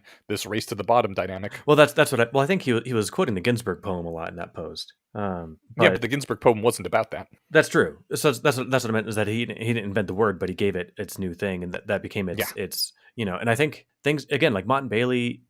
That one was definitely around before him, but he popularized it. Exactly. So that's the thing, is like, the word meme, and Dawkins was upfront about this. He didn't invent the word meme or the concept of it. He popularized it, and he got the credit. But no, he came across it somewhere that he cited somewhere. But no one remembers that. And they remember that the guy, who said meme. But yeah, so I guess what I'm getting at is, Scott seems to have do this like something that, it gets a concept or a handle on something that percolates into wider society. I think he does this like once a year. maybe once every 2 years. I think like during his peak, it was maybe twice in a year that he would get something that just went out into the whole world. Isn't that crazy? Yeah. What a baller. All right, so scissor statement, sort of controversial. Yeah, scissor statement being like a statement that seems so absolutely obvious, but then you meet two people and they think the absolutely obvious thing is reversed. That this is so absolutely obviously wrong. Duh. Of course everyone thinks this is a terrible thing. And the other person is like, wait, what? I was right with you up until you said wrong. This is so absolutely obviously right. What are you even talking about? Do you have some good examples? Honestly, I would read this short story. It's really good. I do not have a good example that comes right to my head. That's fair. There's all right. At Less Online, we were chatting one evening, and we got to talking about what's more intimate, a kiss or like a long, deep cuddle hug thing. And we managed to split the room pretty evenly between people who are like, obviously a kiss is the more intimate thing, and people who were like, obviously cuddling is more intimate. And that was fun. We actually ran over and got Ayla to put a Twitter poll up on it, and managed to discover that it was pretty split among at least her Twitter audience as well. When did this happen? During Less Online. So a few months ago. Yeah, I think late July. Nice. Mm-hmm. Awesome. Before we continue, what is more intimate? Intimate cuddling or kiss? Kiss. Okay. I mean, do you want to volunteer your answer? Do we disagree? We do disagree. Really? I will kiss people that I don't really know very well. I kiss people at the club sometimes. It's great. It's a lot of fun, but it's not intimate the way that like holding someone and just being together alone in the dark is. I see. I think I was picturing it slightly differently. Maybe it was the word intimate that didn't register with the cuddling thing, because I can imagine cuddling / holding somebody that I'd never met. I could imagine it, but still doing that would feel more weird and intimate to me than kissing someone I just met. That's awesome. Which I do sometimes. Yeah, that is. I'm glad we disagree, because it's the sort of thing where I would typical mind and assume that, like, because I was at the vet once, and it was like 2 a.m, pet emergency, and there was some girl there, and it was pretty clear, like I was pretty busy with my stuff, but it was pretty clear that she was putting her dog down and she was alone. And I really regret not asking if she wanted a hug. And maybe the answer would have been no, probably would have been no, but maybe it would have been like, God, yes, please, I just for a second would be great. But I can imagine a situation not entirely dissimilar to that, where it's like, all right, you want me to put my arm around you and you can cry on my shoulder for a few minutes? Like, absolutely. So that feels less like intimate to me than kissing this stranger, right? Yeah, we have different intuitions on that. That's awesome. Yeah, I think. Yeah. I guess. Yeah, it's not. I think the difference is just like what's implied by intimacy there. Like, because Mhm. I could imagine a completely. This is reminiscent of the conversation at the beginning of Pulp Fiction when they're Yeah, walking with up the your rubber stairs. feet. Yeah. And Yeah. Marcellus Wallace threw this guy out the window for giving his wife a foot massage, and he's like, "What are you talking about?" And they've got this whole back and forth, but it ends with, "Would you ever give a man a foot massage? Fuck you." Such a good but movie. but the answer is, I would give a man a foot massage, right? Yeah. Yeah. So like it's different intuitions. Hmm. I like it. So what else do So we I want to talk about in the short story here? Well, I think the scissors statement concept is pretty well known, especially among our listeners.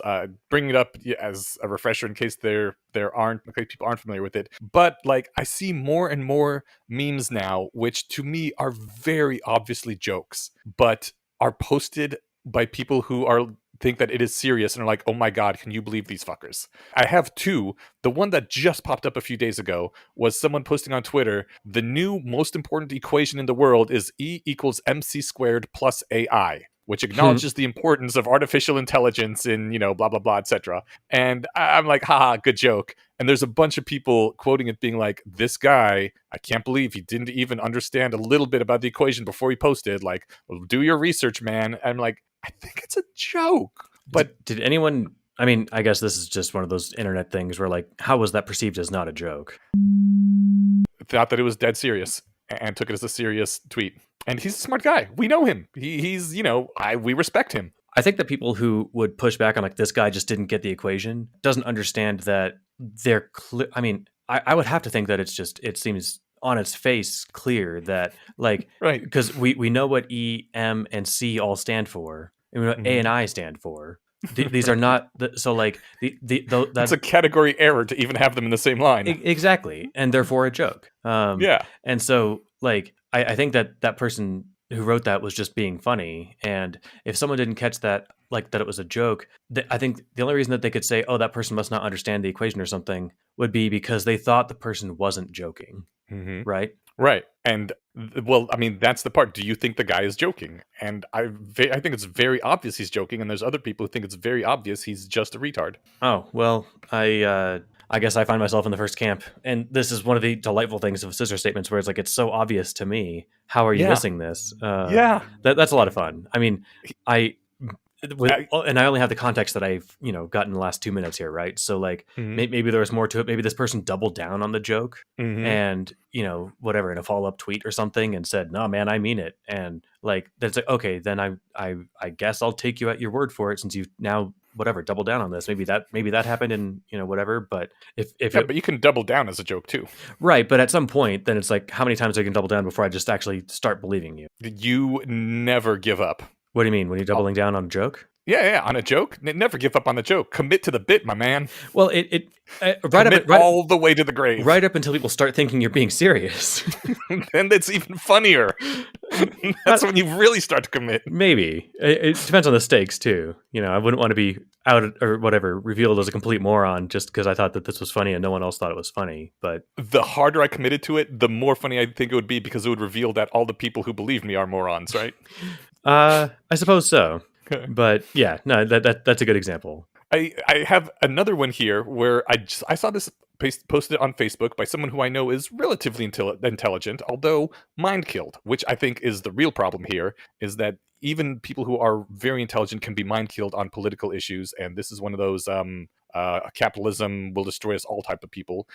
Said, my favorite Facebook genre is parents posting unhinged nanny requirements, and posted this nanny requirement, which said, we want someone to watch our 5 and 7-year-olds. They must have a master's degree between the ages of 24 and 28. You will be working from the hours of 7 to 8 a.m. and 3 to 6 p.m. every weekday. You got to bring your own snacks to feed our children. You have to bring your own educational materials, and we will be paying you $18 a day. And the wording within the post is like incredibly just abrasive as well. And really, when you're at the point of like, you need a bachelor's degree and you're bringing materials that cost more than $18 a day, and we're paying you $18 a day for multiple hours of labor, this is very obviously a joke. And yet the person who posted it was like incensed. She was like, "Can you believe these fuckers? Is this not absolutely insane?" And I'm like, "It's a joke, my dude." And she's like, "No, no, I'm pretty sure it's not. And if it is, well, it's pretty darn close to reality anyway." And I think this is. Do you remember Poe's Law from the Atheism Wars? Yeah. Okay. For those who aren't familiar, Poe's Law is that you cannot make a caricature of a religion that is so over the top that someone won't mistake it for an actual real religious position. And I think importantly, usually there is somebody who actually believes it as an actual real religious position too. But it just feels like almost everything we're seeing nowadays is highly optimized to like fit this Poe's Law criteria, where it's made because if someone had posted something that was just slightly more obviously a joke, no one would have been taken in by it, and it wouldn't have gotten shared by, "Oh my god, can you believe these bullshit things?" But if someone had made something that was a bit more serious, then no one would have pushed back and said, "No, it's a joke." Like the fact that it's on the line where some people think the fact that it's a scissor statement is what makes it go viral, and there was probably 10 million statements made like this over the past year that were too over the top or too under the top, I guess you would say, that they just didn't go anywhere. But this one in particular nailed it right on the head. And I don't know, to me it's still crazy. $18 a day, are you fucking kidding me? And yet there's a significant portion of the population out there that thinks that this is a thing humans would actually say as their nanny requirements. Well, what's funny is I think just in my general approach to everything, I read it in complete earnestness all the way through, and I was flabbergasted when I saw that that was daily and not hourly, which hourly would have also been insulting. Yes. If you're saying that, no, we need you to have a college degree and you're getting $18 an hour for a job with no benefits. Mm-hmm. So at that, I was like, no way, that's hilarious. But then I saw daily, and I was like, this can't be serious. Oh, okay, this must be a Right. joke. Yeah. But yeah, if I went through this and like if the author of this had put 50 cents Mm-hmm. daily, then it's like, Right. okay, they're clearly, this is just hilarious. There's a level of like, when you've exaggerated it enough, it's very clear that it's impossible to mistake that you're joking. Yeah. On the back burner, I'm trying to articulate enough thoughts on humor to put together a Gilda Rose presentation, and that's an important ingredient. Like exaggeration is a huge part of most jokes, Mm-hmm. and you just can't do the thing where you leave any room for ambiguity. Like But I think Louis I C- think the reason just Okay. real quick, Louis C.K. had a quick joke about like he thinks that it should be legal for parents to kill their kids, and there should be, in fact, there should be dispensers for kid-sized body bags every 6 feet in the country. Nice. And so it's that second line that's like, oh, okay, he's obviously kidding. It's like, because if he had said in every town, there's room for, is he being serious? But every 6 feet, okay, yeah, this is obviously joke land, right? I think he failed. In every town would have probably been a better joke. I mean, the thing is part of Maybe. what Okay, maybe part, not. part of the laugh was the absurdity of picturing every few feet. Yeah, The idea okay. being that you're walking through the mall with your kid who is being annoying, and then like they just passed the threshold of annoyingness 2 feet ago, and you're coming right up on the pole here that you can grab the next doggy bag from and to throw them in, right? So, Right. Oh, I think we had the same conversation before where Louis C.K. doesn't need to go viral, didn't we? maybe I don't remember it. Okay, I could have sworn we had this conversation before, and like everyone knows he's a comedian. Plus, he's already famous, whereas this person is an unknown person, and no one would see this joke if it was that obvious. They need it to be on this borderline, which I still think it's a crazy borderline, right? $18 a day, like you said. As soon as you get to the daily part, you know it's a joke. Yeah, And yet, there's enough people out there that didn't clue them in that it was a joke that it started getting shared. that's really funny. Yeah, daily. I mean, yeah. So I think though, even with comedians though, that they're still in like a lot of the time, not everything they're saying is supposed to be like, haha, I'm not being serious. Sometimes they are being serious, and so like I think it is, once in a while appropriate and helpful for them to point out, by the way, this was also a joke. Mm-hmm. But yeah, so this was brought up as an example of like as a scissor piece of material, but it's not a statement, right? Right. Yeah. But it's it hits the same vein of like, this is the thing where everyone looks at it and it's like either, well, then again, who looks at this and thinks that, oh wait, sorry, I'm scissoring this actually wrong. Some people thought she was joking, some people thought she wasn't. No one was thinking that she was being reasonable. Right. Okay, yeah, so the question wasn't was she being reasonable or not, the question was she being serious or not. Yeah. Gotcha. Or the author, I'm looking at the tweet. The person who tweeted this isn't the person who wrote this Facebook post necessarily. So Right. but yeah, no, that's hilarious, and I don't know what else to say other than like, Well, Yeah, I I'm have glad. I I'm have glad you called out Poe's law, because it's like there's no way of knowing, anymore. Like, okay, the most absurd statement I can come up with, somebody will stand behind, right? right. Yeah. Yeah, somebody will be like, well, that's the market rate. They're not doing that much work. It's not that hard. It's only a few hours a day. $18 sounds fair. Somebody, I can imagine saying that, right? Yeah. Mhm.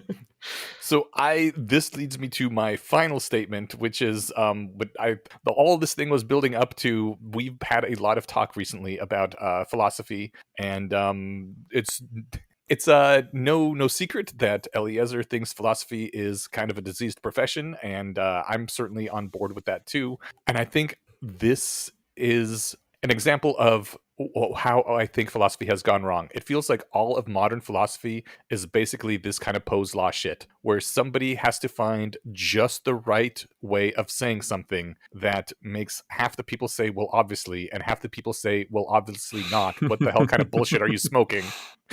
I feel this way about the zombies. It's like, how can anyone even think that the P zombies are a coherent thing that is worth considering, whereas other people look at me and like, what is wrong with you? How could you not think that this is an interesting valid topic to think about? And it feels like pretty much all of modern philosophy is this kind of bullshit, which makes me, first of all, is a damning indictment of what philosophy has come to, when the way to survive as a philosopher is to become really good at trolling and academic Twitter posting. Basically, the same skills get you far in both places. But and I guess even saying that is kind of inflammatory on my part, but I'm going to stand by it that philosophy doesn't do much of anything anymore aside from find ways to make Poe's law type scissor statements, which will get you enough attention to get you a university position somewhere. I love that. I can say this over and over in this episode. I agree with, I don't know, 50% of that. Okay. Like, I think calling it a disease profession is perfect, because there's definitely no doubt there are people who are just making arguments just so they can keep their job as a philosophy, author or instructor or something, right? Hmm. But another side of that, like, philosophy is the groundwork for everything that we've made in moral progress. Like, Peter Singer's drowning child in a pond thing was not a clickbaity, I want to get published thing. He was Wasn't like, it? I want this to be it was, I think he I wanted it think to, it I think was. he wanted it to be attention grabbing, but not just so he could get a paycheck. In fact, the essay's free. Like, No, so okay. like the point of that argument is to raise our moral concerns, and it's done so with the bedrock of moral philosophy. Like, it's not like it's not mere philosophical masturbation, like people who whatever talk about. I'm trying to think of something other than P zombies, like whatever, electrons being conscious or something, right? Like, Hmm. or electrons suffering. That's important. Maybe whether or not they're conscious is different from whether or not they suffer. If someone's seriously up at night wondering whether or not electrons suffer, that sounds like they're trolling, and they just want to get published. Yeah, well, I think electron suffering is an example of a failure. Everyone is like, that's stupid. Well, except for the guy arguing it. Yeah, but nobody cares about him. I don't know who it is, but you've told me that this person exists. So Yeah.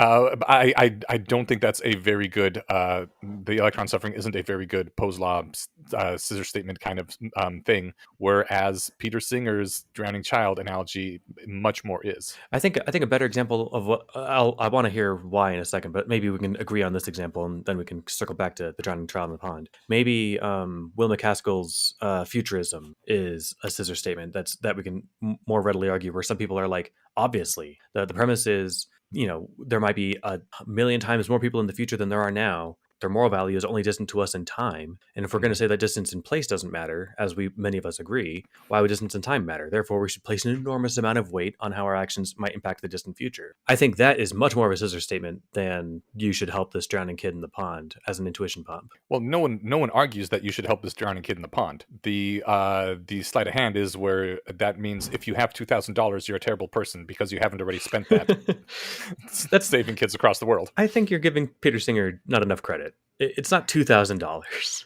Wasn't that the cost of the suit? $2,000? I mean, maybe I think this. I can't remember the specifics. It was also written in 1975, so like, I think it maybe might have been $200 shoes or something. But like, he wasn't saying that if you have $200, you're a bad person. He's saying that if you're spending $200 on shoes, you're a bad person. I, And the thing is, like, it's all right. So I see where you're going with this, but the thing mm, is well, because the logical flow of that line of reasoning, in fact, it might actually be a line from the essay, is that until you're trading something of comparable moral worth, you're doing something wrong. Yeah. And what could be comparably moral? What could compare morally to the worth of a human life? Right. And So that is what he's saying. If you have any money, as long as there's people dying somewhere, you're a bad person. I don't think he's saying that you're a bad person because he has $200, and I think that he thinks himself a good person. Like I think what he's saying is that I think what he's trying to do is challenge our intuitions on, I don't know, affluence. You know, like some people might be like, if someone's like, oh, look at my collection of watches, none of them are cheaper than $150,000.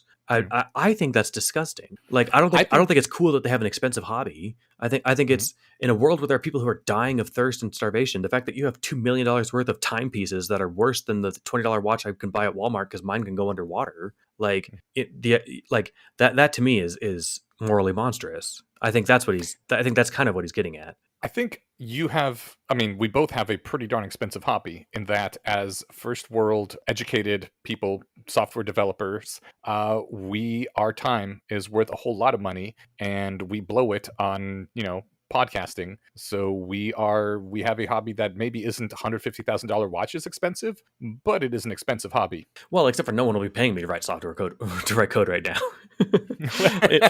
Which is a problem that you can help fix if you need a mid-level software developer. No, I mean, by all means, if you have a cool opportunity, reach out. But like, I'm only saying that, like, I think maybe I'm bogging down on the wrong point here, because I want to keep this conversation going about the drowning child example, but I want to circle back to let's not forget to circle back to like philosophy as an enterprise in general. Okay. Because I do think that there's value in it, and I think that the value from this is it makes you actually face the question of, okay, is my desire to own, like, whatever, the PlayStation 5 Pro, is that worth more than however much these things cost, $600 to people who need it? I don't know much about the PlayStation 5 Pro, but I've seen some before and after footage, and I can't tell the difference. Mm-hmm. Whereas from the PlayStation 4 to 5 is a huge jump. And so, like, wait a minute. Is that huge jump worth killing a child for? So, would you drown a child so you could upgrade your 4 to a 5, Steven? Now, that's a valid question given the line of reasoning I'm taking. However, I'm just pointing out that there's a bigger gradation in going from a 4 to a 5 than there is from a 5 to a 5 plus.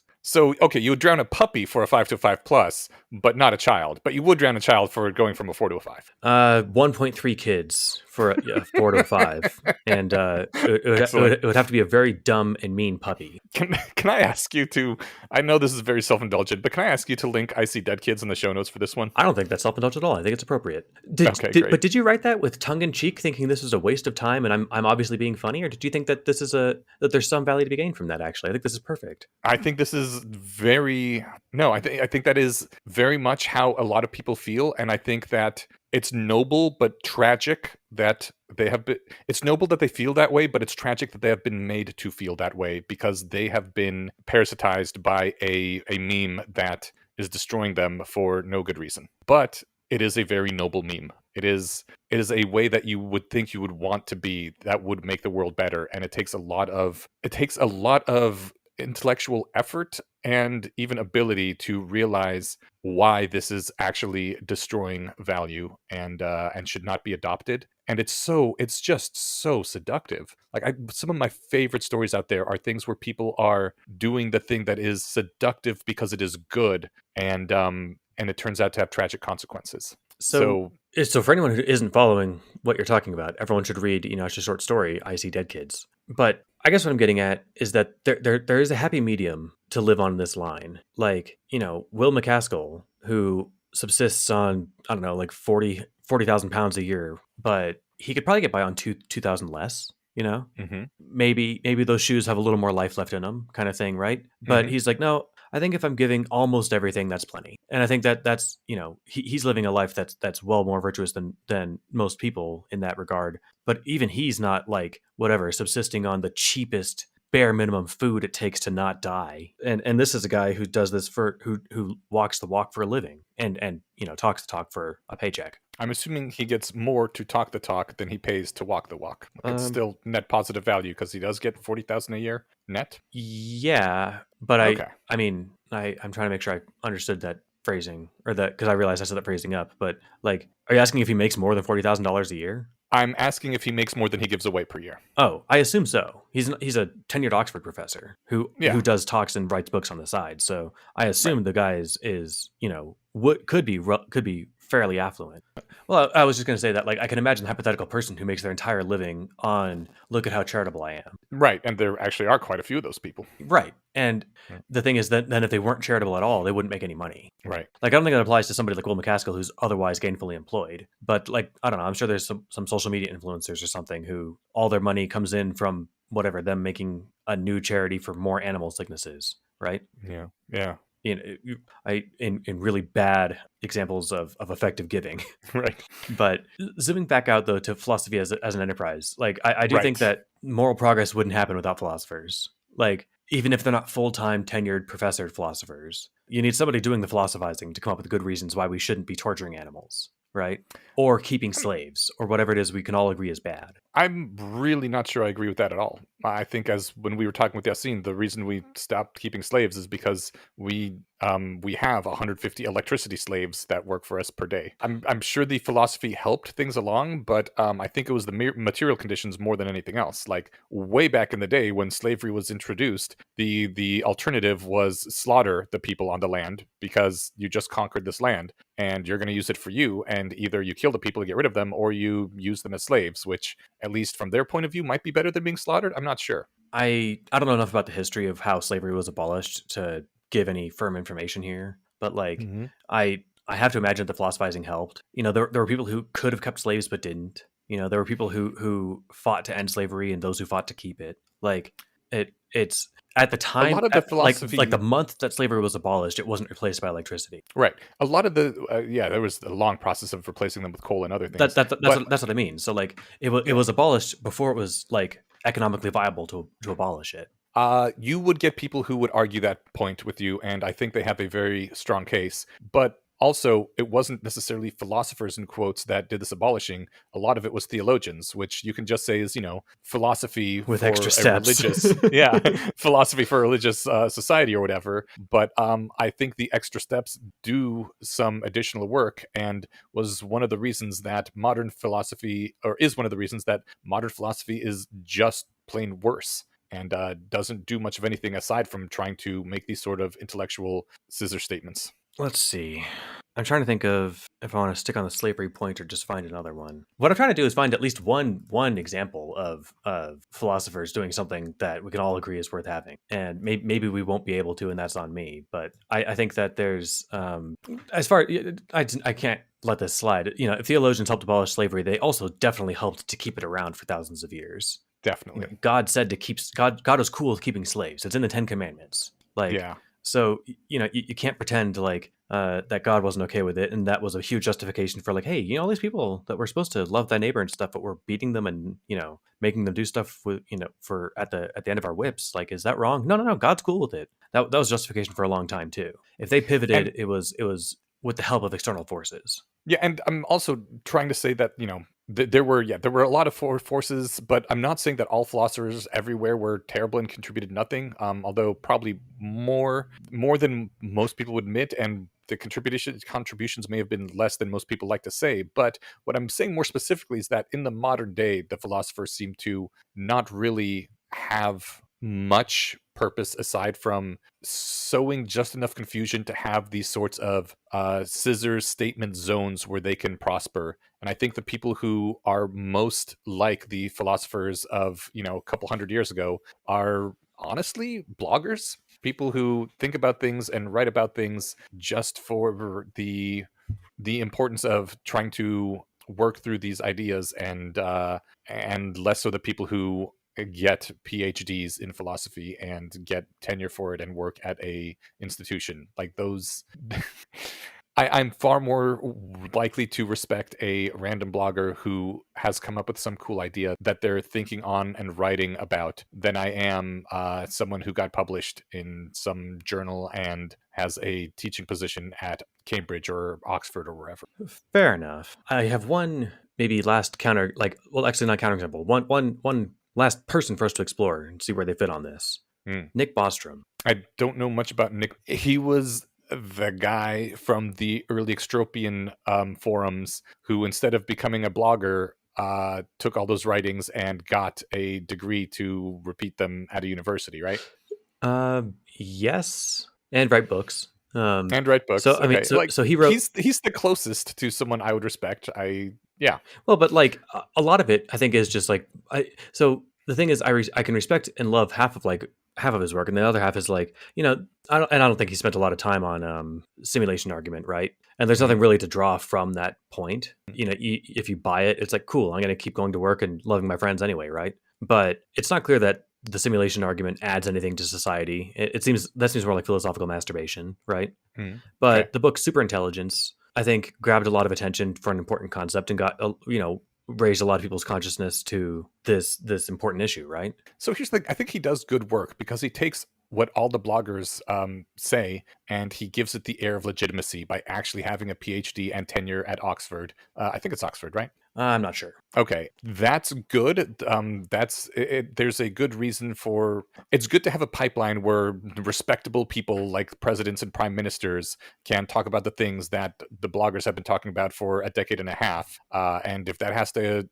to be done by someone who is in this position. So I am glad that he is there doing this work. This is important. So the end of the line here is that like you think philosophy has its merits, but no one should be paid to do it. Well, I guess maybe through Substack or something, but like it shouldn't be a professional job. It definitely has some merits. I think that the most people who get it as a professional job are optimizing for making these sorts of scissor statements like we'll pay you $18 a day for your master's degree work tutoring our children than doing something like writing the sequences or writing sort by controversial.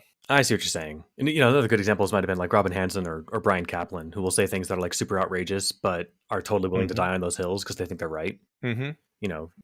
School is a waste of time. Yeah, yeah. Unless you're beating the shit out of your kids, you're not really affecting them. Right. Things like that are really. I think those are fun scissor statements that actually neither of those sounds very scissory because like almost the de facto position is to disagree with them. Yeah. I think especially the parenting one, I had like Yeah. I was surprised by, and when I heard the reasoning and saw the research, it's like, oh, okay, that is interesting. Now I believe you. But I don't think Mhm. half of people who saw that, or even a substantial fraction, were like, of course not. Yeah, no, parents don't matter, and Mhm. that's not quite what they're saying either. But it's not entirely dissimilar. I guess I think there's value in philosophy historically and contemporarily, but I'm totally willing to see that a lot of it like is. I mean, philosophy fueled the new atheism wars on the right side of the war, Mhm. so like there's definitely value from it, but I see what you're saying that sometimes it gets more, maybe it doesn't deserve the pedestal that it lives on. Yeah. All right. Well, that was fun. Uh, I can dig it. that was a lot of fun. Yeah. I was very nervous going into this episode, but I don't know. I'm still a little bit nervous about how much value people are going to get out of it, but I certainly had a damned good time. If you hated it, let us know, and if you liked it, let us know. We're on Discord. The link's in the show notes. Yeah. We do have 3 less wrong posts to cover, which I'm totally fine covering in 3 sentences. But if you want to dig into them a little bit, we can do that too. Huh. I'm curious what the 3 sentences are. I was going to dig into them a little more than that, but I do want to hear your 3 sentences. But before we do that, we have to thank the Guild of the Rose. Oh yeah, of course. The Guild of the The Rose. How could we forget? They are the organization that we partner with. Who, if this is your first time here, it's so weird because like it's when I'm delivering the commercial version of it, like I assume this isn't people's first time hearing it, but it might be. Mhm. So I got to give the whole thing. There's an organization called the Guild of the Rose that does rationality training in real life. It's often, rather, it's the Rationalist Dojo that we all have talked about for a long time, but it's mostly online. Unless you live in Denver, we do monthly workshops here, but it's if you want to level up your rationality skills in any domain of life, your spiritual skills, your empiricist skills, your physical skills, these are all things you can be doing better and worse. And if you want some guidance on not to be told how to do things better and worse, there's some of that, of course, but just to realize, are you asking the right questions? Am I framing this correctly? How can I best make progress on this? The Guild of the Rose is an absolute awesome resource for you, and they can be found at guildoftherose.org. Yep. They'll sort you into cohorts. You will have peers that you get to know as you work together on your rationality and keep each other socially accountable, I guess. Not even socially accountable, just like encouraging each other. It's really great. It's good to have a group that you consistently see and that you work together with, and I recommend it myself. Exactly. Well put. Cool. All right, Stephen, let's hear your 3 sentences. I didn't count. I think it was just rule of 3 that I assumed it was going to be 3 sentences. I think it's basically Mm. one, which is if you're interested in understanding quantum physics, or one interpretation of them, these posts are for you. If you're not, they're not. Like unlike with some of the other less wrong posts that we've done, or rather most of them, the main sequence posts. There's nothing from this that I can extrapolate to the rest of my life, other than reinforcing what has already been a less wrong post of reality is not weird, you are. Yeah. This base reality is what it is. It's if it's counterintuitive, that is your problem, not reality's problem. Hmm. That might have been 3 sentences. So, That's pretty good. but I mean, it tells you nothing about the specific content of each post. So, this is the point, I guess, where you and I decide, do we want to summarize quantum sequence posts? So I definitely do, because I read through these twice intently and took a bunch of notes, and then I think pared them down to the things that I think would make good summaries. But I don't want to do it right now. No problem. It's been 2.5 hours. Are you okay, like, coming back later this evening or tomorrow? Yeah, I think we can get through it all in 10 to 15 minutes. no trouble. Yeah. So, yeah, I feel you. I think maybe I'm just throwing in the towel because I read the first one and then he was like, oh, maybe you should go through this paper and pencil till it's intuitive. I'm like, no, I'm not doing that, man. Like, Mm-hmm. I want to be interested in this, but I'm just not. And like that was my problem, not the posts. And I can Mhm. acknowledge that. But yeah, it was just maybe it was my level of apathy going into this that I was like ready just to throw it in before we even gave it a shot. But let's at least give it an honest shake before I decide that I'm not going to do it. So Okay. fuck yeah, good point. All right. I'll meet you back here tomorrow. Sounds great, man. Steven, welcome back. Thanks, Eneasz. How you doing? I am doing good, rested up, so hopefully I can jump into this less wrong post sequence thing without sounding too terrible. I'm curious if it's gonna. I don't know if these are gonna come off fun at all, but let's try our best. I want to give it an earnest effort, so let's dive right in with configurations and amplitude. Cool. So I think the main thing that these posts are doing is treating reality the way it actually is. And to caveat that, we have to say that the way reality actually is, we are going to be assuming for the points of these blog posts is that it's actually math. I'm not sure if that's controversial to say or not. I think most physicists would agree with that, but it is an unintuitive thing. The point of these blog posts is to explore what it would be like if it was simply acknowledged by everybody that everything is just math and that reality was taught that way, rather than being taught that reality is distinct objects that are acted upon by forces. Does this make sense so far? Yeah, I mean, the thing is that like, what is math is actually the kind of thing you might want to ask a philosopher about. Mm. Like, are numbers real? Certainly, sets of objects are real. I can count the number of things on my desk or something, but is the number 5 a thing? Certainly, is the square root of -1 a thing? Yeah. This is where, not that I fell off the train, but it's like I drew the short stick on the interest lottery on this. Like, I want to be interested by it and be engaged by it, but I have never been interested in more than just a passing familiarity with quantum physics. Okay, so let's take the very first example he gives as a quick example of this, where he describes a photon moving from an emitter like a laser to a mirror, and what happens when it does that, because this is a half-silvered mirror. What happens is that you have an equation that describes the photon. That equation changes when it reaches the mirror, and it becomes two, I'm not sure if I'm using the right word here for this, but two amplitudes. Right. It becomes a larger equation. Yes, thank you. There we go.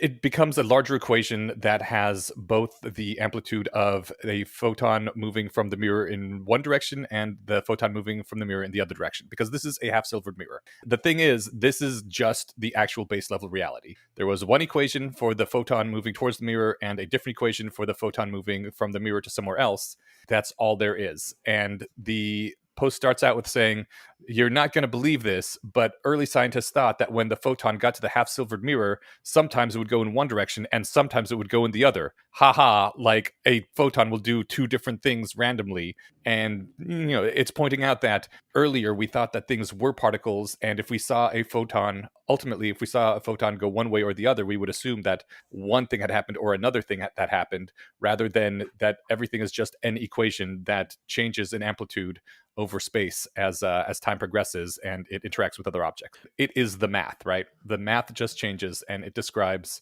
both things happening. This is where I fell off in math in school too. It's the complex numbers, complex being ones that involve I, the Hmm. square root of -1. Maybe I did miss the thrust of the point then. So my understanding was that you shoot a photon at this half silvered mirror. It's not like the photon makes a decision or that it's random or something, but that there's a configuration amplitude of, and maybe we should stop using those words. Uh, but there's a set of circumstances, the way that the universe is all set up with the mirror and the photon, and that determines the likelihood of the outcome. But I think maybe I'm missing it. There isn't a likelihood, like both things are happening at the far up here on, many levels removed up in our scale of things. You can't measure these amplitudes directly, but you can measure their squared modulus by counting up how many photons arrive at detector 1 versus detector 2 over many trials. Right. We can't look at the mirror and before experimentation give you the configuration. Right. We can only get that after we run experiments on it and then determine after the fact what the configuration amplitude is of that configuration. Yeah, yeah. You can back out the God, we're going to sound so stupid because we don't have a math background about this, and I apologize to everyone, but you can back into what the amplitude must have been. Right. A really, really bad analogy would be I'm handing you an unfair coin. You can't tell me how unfair it is till you flip it 1,000 times. I think that's fair. To me, that's perfectly intuitive. And the point of, I guess, the sequence is to make quantum physics more intuitive, but that's not, I think, a good Yeah. analogy because I that's, think we're not dealing with configuration amplitudes. We're dealing with a biased coin. Like it's a much simpler to parse concept and just much more in tune with how we usually work with reality. Yeah. The interesting thing about this is that the amplitude flows can sometimes cancel each other out. Since they are complex numbers and you're sometimes multiplying by negatives or by factors within the complex numbers, all the amplitudes going to a single location.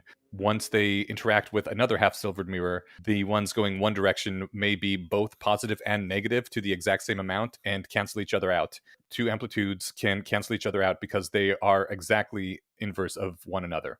And therefore, that detector will never detect any photons. It'll only detect the ones going to the one in the other direction where the two amplitudes did not cancel out. Okay, I think I'm with you so far. The interesting thing about all this is that these are actual experiments that were done in real life, right?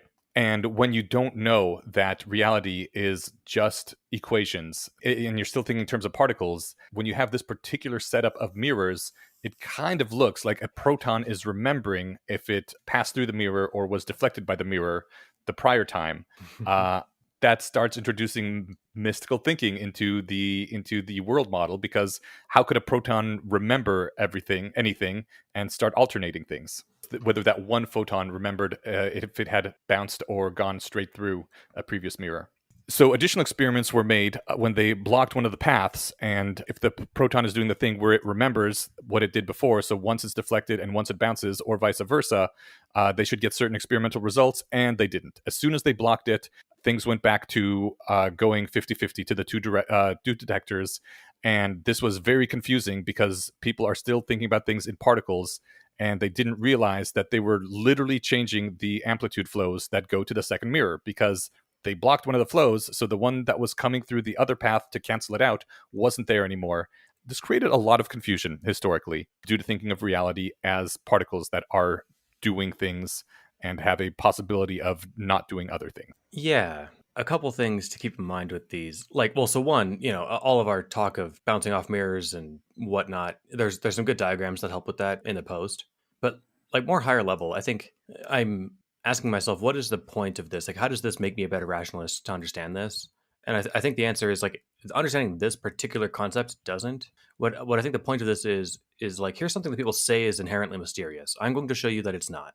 Nothing is inherently mysterious. Mysteriousness is a property of your mind, not a property of reality. I think it's just useful for me to keep that in mind because why do I need to know this to be a good rationalist? And I like I said, I think the answer is you really just don't. But this is a good example of how do you take the tools of rationality and apply them to a quote unquote mysterious phenomena. Yes. Yes, but also I think this is trying to really trigger your weirdness senses, because we think of things as existing as objects. Part of the point of him conveying it this way is trying to portray a society where nobody has the intuition from early on that things are objects, and everyone realizes that everything is just math, and that thinking of objects is the weird, wrong thing that we use to get through the world, but is not what the world actually is.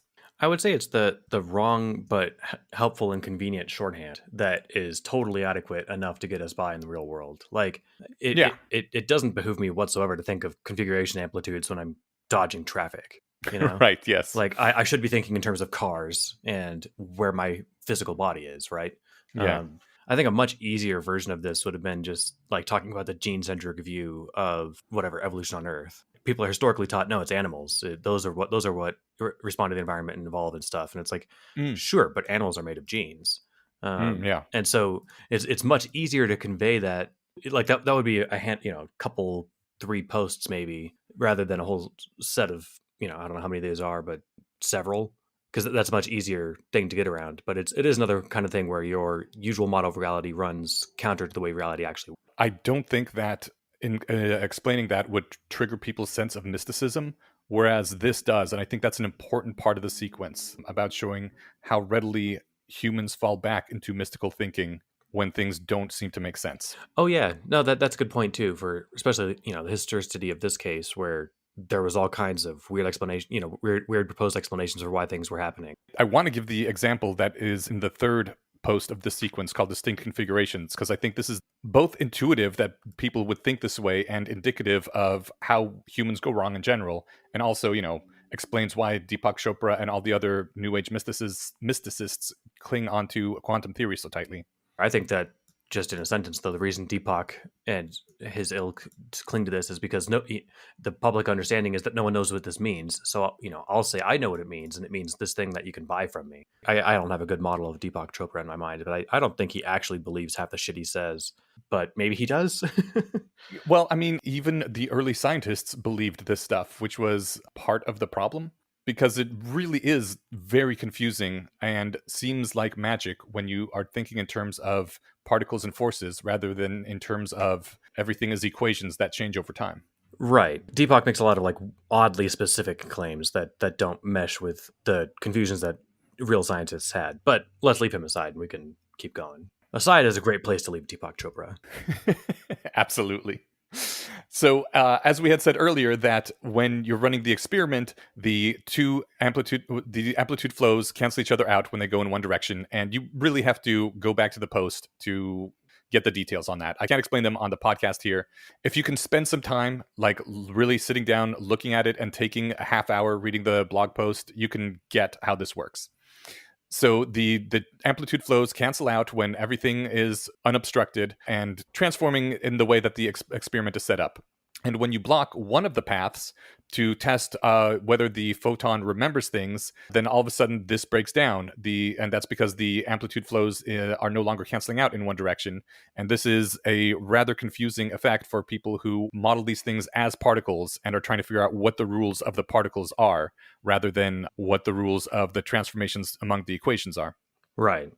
Right. So it looks like the photons don't just like remember where they went, but they need for there to have been an option for them to go either way. If there isn't the option, if you take away the option by blocking one path, then all of a sudden they don't act like this anymore and they follow strict rules again. That doesn't possibly make any sense. Like, why do they want to be able to go both ways?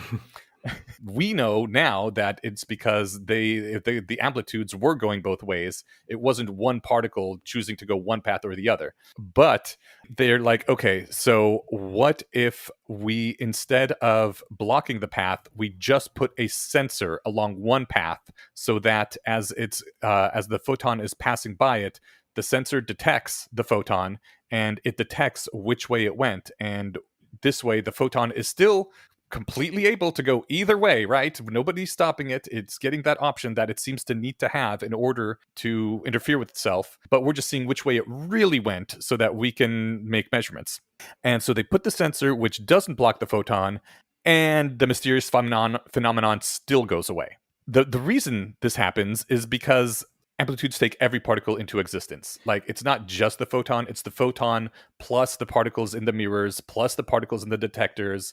Like, all of that together makes one absolutely massive equation. Which might nicely be called a joint configuration, which is the name of the post.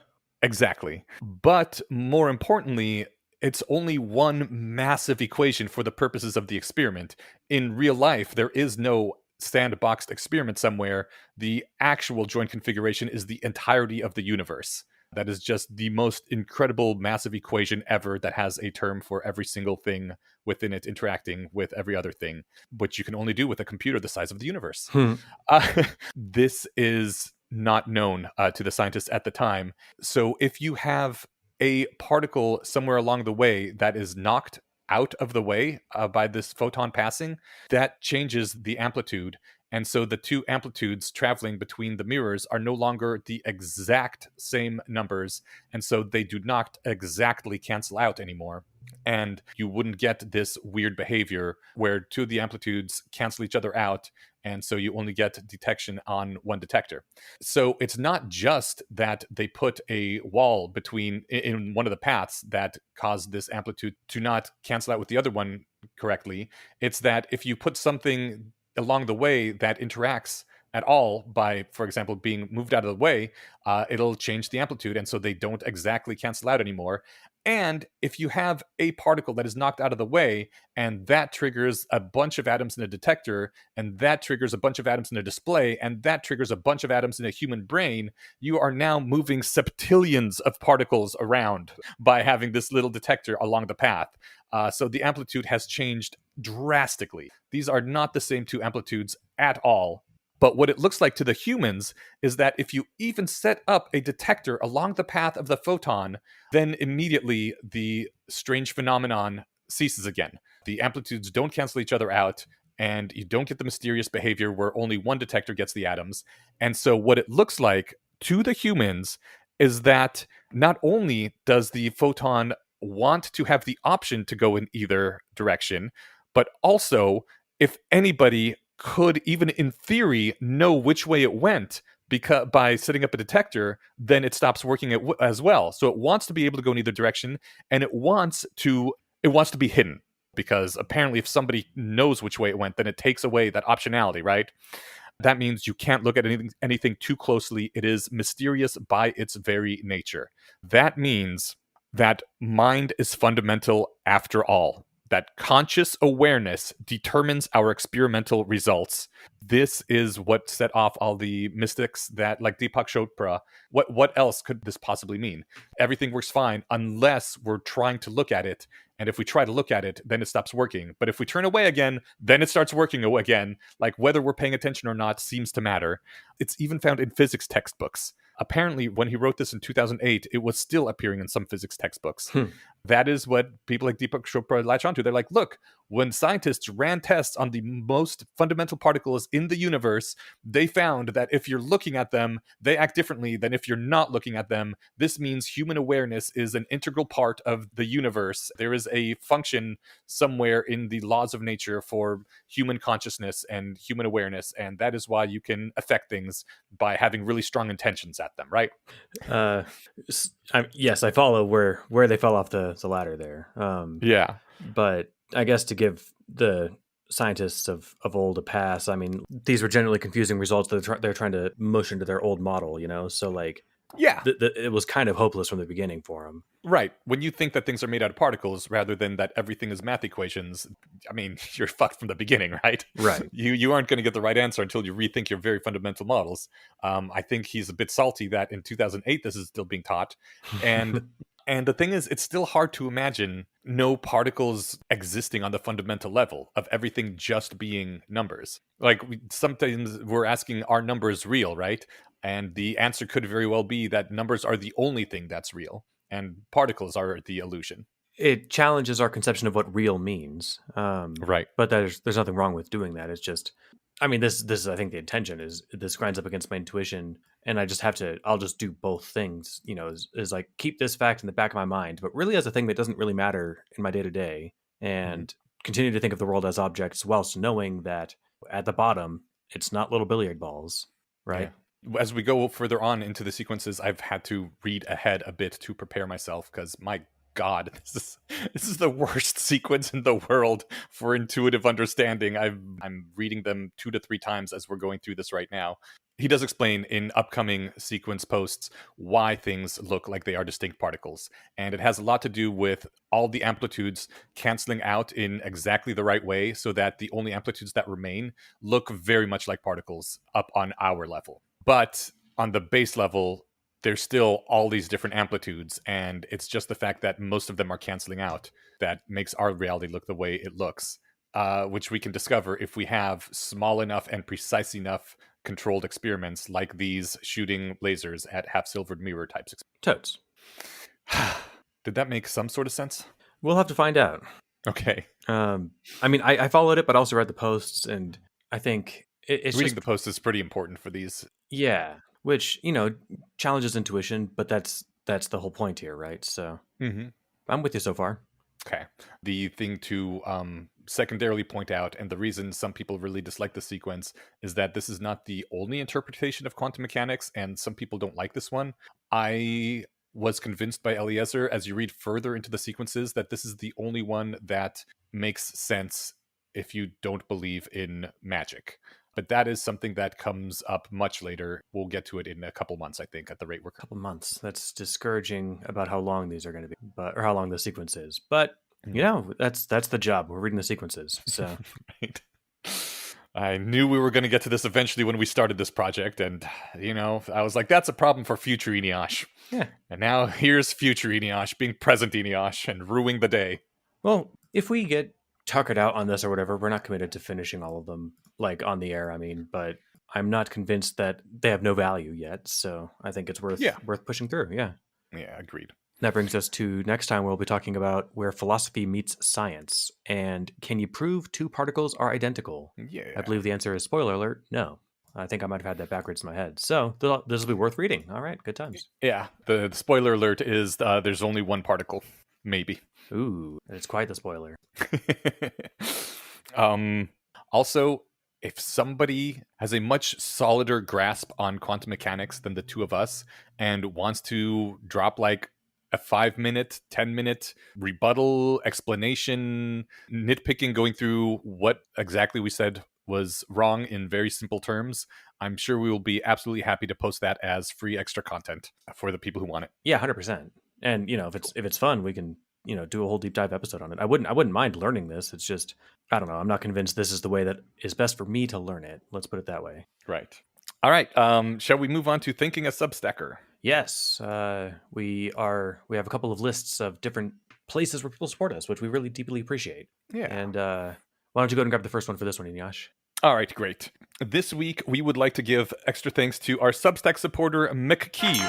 McKeeve, thank you so much for helping bring this to all the people. It was an old school throwback episode, and we hope that it was still enjoyable. I hope so. I enjoyed it. I did too. I think once in a while, these are completely legitimate ways to spend our time. So, So McKeeve, you rock. If we're saying it wrong, let us know, and we'll try and correct it. If it's pronounceable by us, we'll correct it next time. Anyway, thanks again, and I guess I'll see y'all back in a couple weeks. Okay. Peace. Thanks.